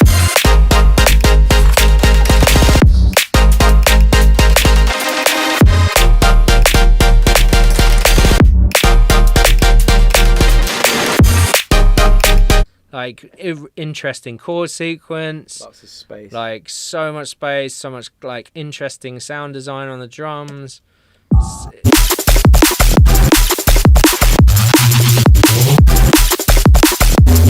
I mean, obviously, like sidechain to hell, but like, yeah, like so clever. Like that, obviously, that's like an older one of theirs, UVI which drum sounds, designer. yeah, sounds like drum and bass. That sounds like UVI drum designer down to a T. That. But yeah, did I say sidechain? No, JFO says sidechain. But yeah, super heavy sidechain and like all that stuff, but still like very musical, very like, you know, yeah, that one probably is their most kind of like generic drum and bass sounding one, but that was like, when was that? 2021. So yeah, like since then. Yeah, that Breathe one's really nice. Breathe is insane. Like, yeah. I don't know. I can always tell when someone's using Soothe. I bet you they're using Soothe. Oh, probably. There's just a sound to it. Something about it. I mean, can you tell on this one, like, right? So if I play this, right?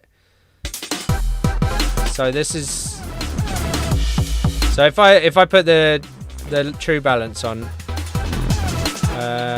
where is it? Oh yeah, smart limit.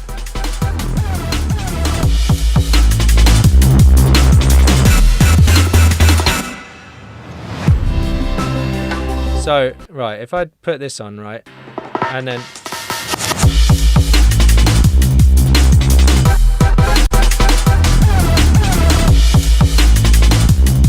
Yeah. It's a snare. You can tell. Snare. On the snare, yeah. How? It's a transient thing. I fucking swear to you, I can hear it. Do the delta, just out of curiosity. Yeah. Okay. It's like a do delta. There you go. Yeah. It's like a yeah. Yeah. Yeah, I tell you. Oh, you're gonna have me not using Soothe anymore. I don't use it. I will not use it. I mean, anymore. What about Goldfoss? And you don't use Goldfoss either? No, not using any of that shit. Because, like, I'll use Goldfoss on individual channels, but I will not use it on the full mix. I mean, I'm literally going like maybe 1.5 dB or. If I put all my EQing on beforehand. How about this? Let's say that Goldfoss is what you're doing is you're it's smearing it like Jack says, and so it's not. You're letting a plugin determine the tonal balance of your track. Right. So let's say you have Soothe after. So it's never going to be as quick or as punchy because it's like reacting to stuff. So let's say you put Goldfoss on before Soothe, and Goldfoss wants to push the snare up at 4K by 3 dB. And then Soothe is pulling it back down. Yeah. You're creating a smush. Okay. I can hear that all the time. So let's do a comparison. So like that's without. If you put Soothe into Delta and then do Goldfoss on and off. Okay.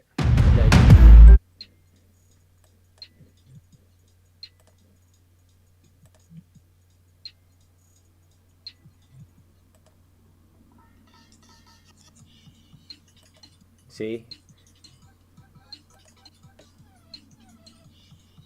I mean, it seems like it's getting rid of quite a lot of stuff. You can hear it in the Delta. I can't hear any difference in the Goldfoss. It's the volume of how much it's pushing it into the Delta. So the Goldfoss is actually pushing. It's actually putting less of the snare into Soothe. Once the Goldfoss is on. Once his Goldfoss is on, yeah. Because Goldfoss is probably taming it already. It's probably taming like the 2 to 4K.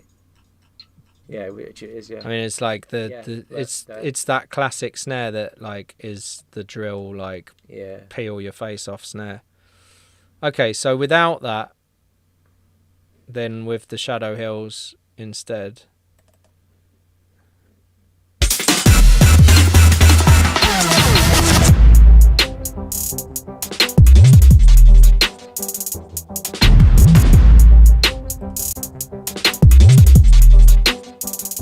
I mean, I don't know. It's more presence. Seems like the kick is punchier with the Goldfoss for some reason.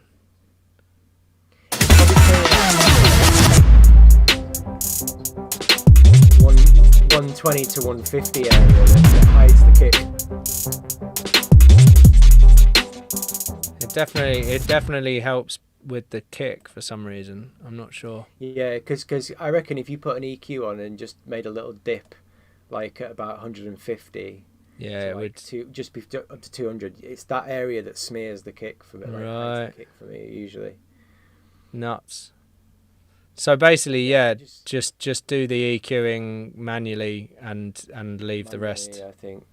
And just maybe like soothe. It. You can use soothe. Do it on individual tracks. Yeah. Rather than the full master, I think. Yeah. So what's it saying to like balance wise?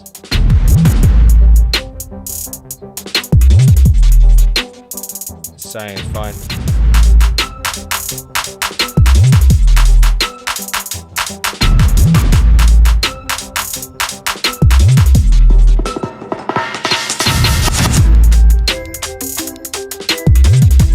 It just feels more alive.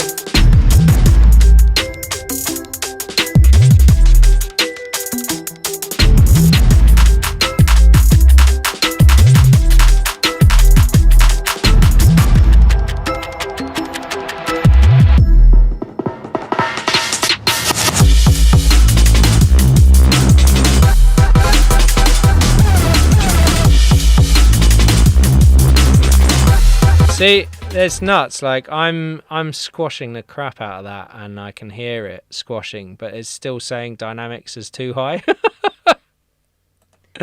But then that's maybe compared to the reference tracks that I put in. So. Well, if you because that's it. You need to put a clipper before the smart limit. So if I use like the clips, like the newfangled. Would the clips do it? Well, not sure. I mean, what multi-band clipping? I mean, it is full. It is single band, right? So I mean, that is full frequency. Yeah. Mid side or left right? You need something with oversampling on. Yeah, this has got oversampling. Like 2 times. Yeah, like, 2 times. Like I'm talking about like 32 times. Right, yeah. So then that's not this. Like Sir Audio Tools or something like that. What do I have? I have Clip Max. I'm not sure that even works. Ven Audio? You know what? Let me go into my plugins. Plugin manager. For demonstration purposes, anyway, you need clip. You need a readout. Okay, I've got K Clip. K Clip 3 is fine. Sandbox. What does that mean? No, K Clip 3 is fine. But that one couldn't be opened. But this one can be, but it's called Sandbox. What does that mean? Fuck knows. Okay. Done. Okay, so let's go. Kazrog K-Clip Sandbox. Because if you can get like 1 dB. Okay, I don't know what this means. Oh, this is like some beta test thing.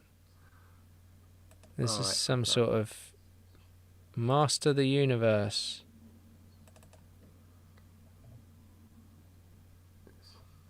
Okay, it doesn't work.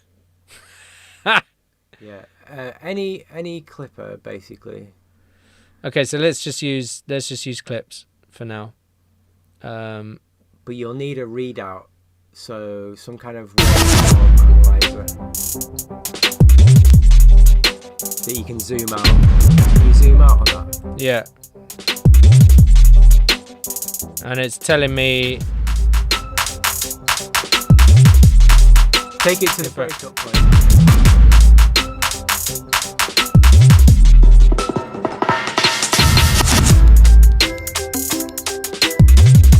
So what do you mean, like the loudest part?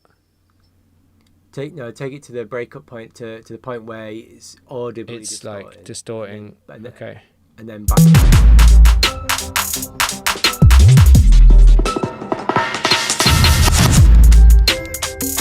Right, back it on.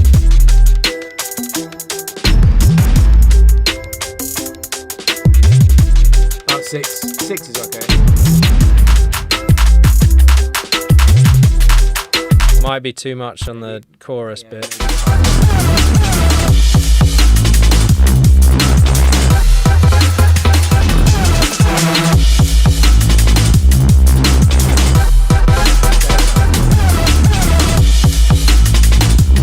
Okay. And then just make it soft. Should I do linear? No hard clip. Yeah. Phase, yeah. Yeah, it is soft. I mean, I've softened it. Yeah.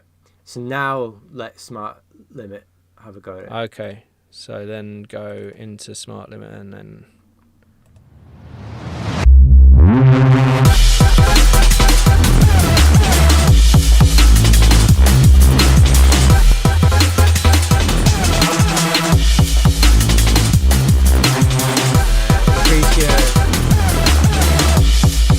I mean, now it's giving me -8, which is kind of... Yeah, you see your true peak, you need to put that...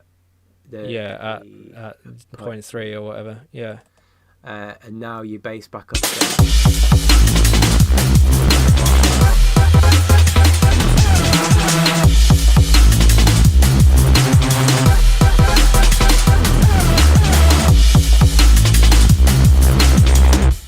Yeah? What's I mean, it it's giving you? kind of under, it's like -8-ish. Okay, so...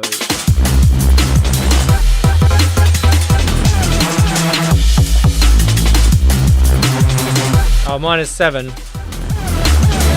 There you go. -6.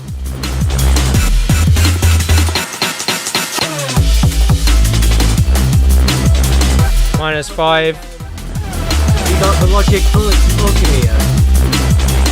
I mean, the thing is, it's saying Put -4 on there, but on my meter, it's saying -8. Put Logic multimeter on there. On the chain after the limiter. So take Okay. off true balance. Oh, just add another. Just add another thing. Yeah. So then just normal Logic multimeter. Multimeter. There you go. All right. Right, now do it. So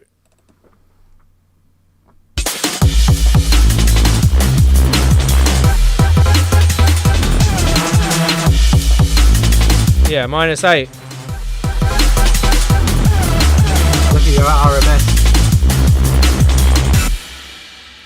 Where Your RMS is too high. So when I'm hitting 6 or 7, my RMS is like 5. So where are you seeing the RMS? The RMS is on your LR RMS on the multimeter. Right. On the multimeter. Oh yeah, underneath -8. So go to the drum bus, clip the drum bus because it is clip to zero method. It is clipped already, but let me You're going to need clip to it more. clip it a little bit more, yeah. And just do that on every single bus. A little bit of a clipping, like A little bit of clipping. I mean, yeah, that's gonna be the problem.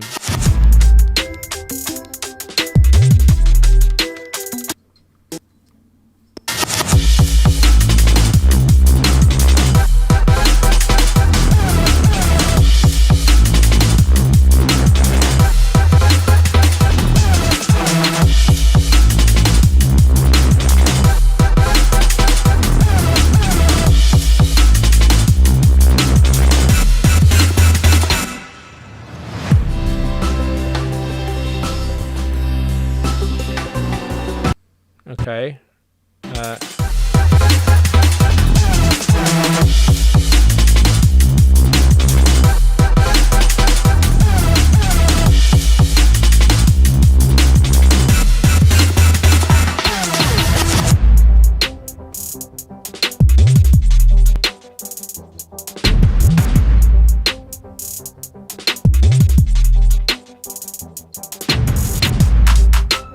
I mean, it's not really getting. Control back up.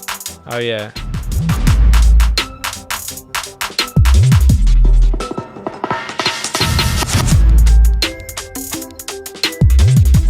There you go. You've increased the RMS.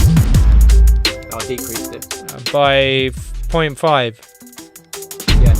So all these individual changes that you do on each individual track, like clipping the snare, clipping the kick individually, then clipping the drum bus, then clipping the master, they all add up. It's called clip to zero.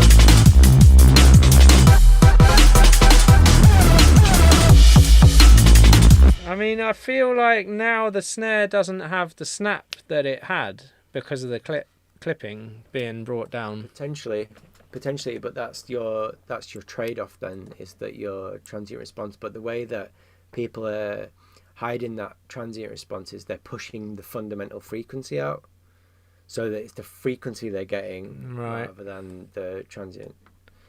So you can quite easily like go, okay, so in that snare I'm going to put a massive peak at 1K, for instance. Yeah. You're going to get that 1K. They'll get it a lot more. Hit. Yeah. That's the way I do it. I mean, I'm clipping main elements like kick and snare, and then the drum bus. I'm saturating shit out of hi-hats. Yeah. And the RMS levels are just so high. Like, well, that's it. If you basically distort everything, then you get a load of volume out of it. Yeah, because it's about individual stuff and how they come together. But exactly. But then also it's like, you know, really like, okay, that's If I'm gonna make like a dance floor punishing track, then distorting a bunch of individual elements, then you can get more volume out of it. But yeah, I guess something like this where it's kind of like a bit more of a song. I mean, it's got like vocals all the way through it and stuff. Yeah. So it's not really gonna be like one of the good projects to study is the Billie Eilish stuff. Yeah. Like the Billie Eilish Logic song and like the demo Logic song that it comes with. And put a fucking multimeter on the end of that, and I think it hits like fucking 4 LUFS. Sounds dynamic. Yeah. So, it's true. Well, that's the way. Yeah, same. Nice one, man. Well, you have turned into 3 dots again, so yeah. But sorry about that. That's all good. I will catch you soon. Thanks for going through a bunch of plugins. It's all good. Yeah, we'll do it again, but we'll actually have something prepared that we can do. Yeah. Rather than just ranting. Everyone loves a rant. Anyway. Bye, chat. Thanks for staying. Bye. Nice one, everyone. Don't forget to like and subscribe and all that stuff. Yeah. Right. Yeah. Algorithms. Yeah. Goodbye. Algorithm. Okay. So.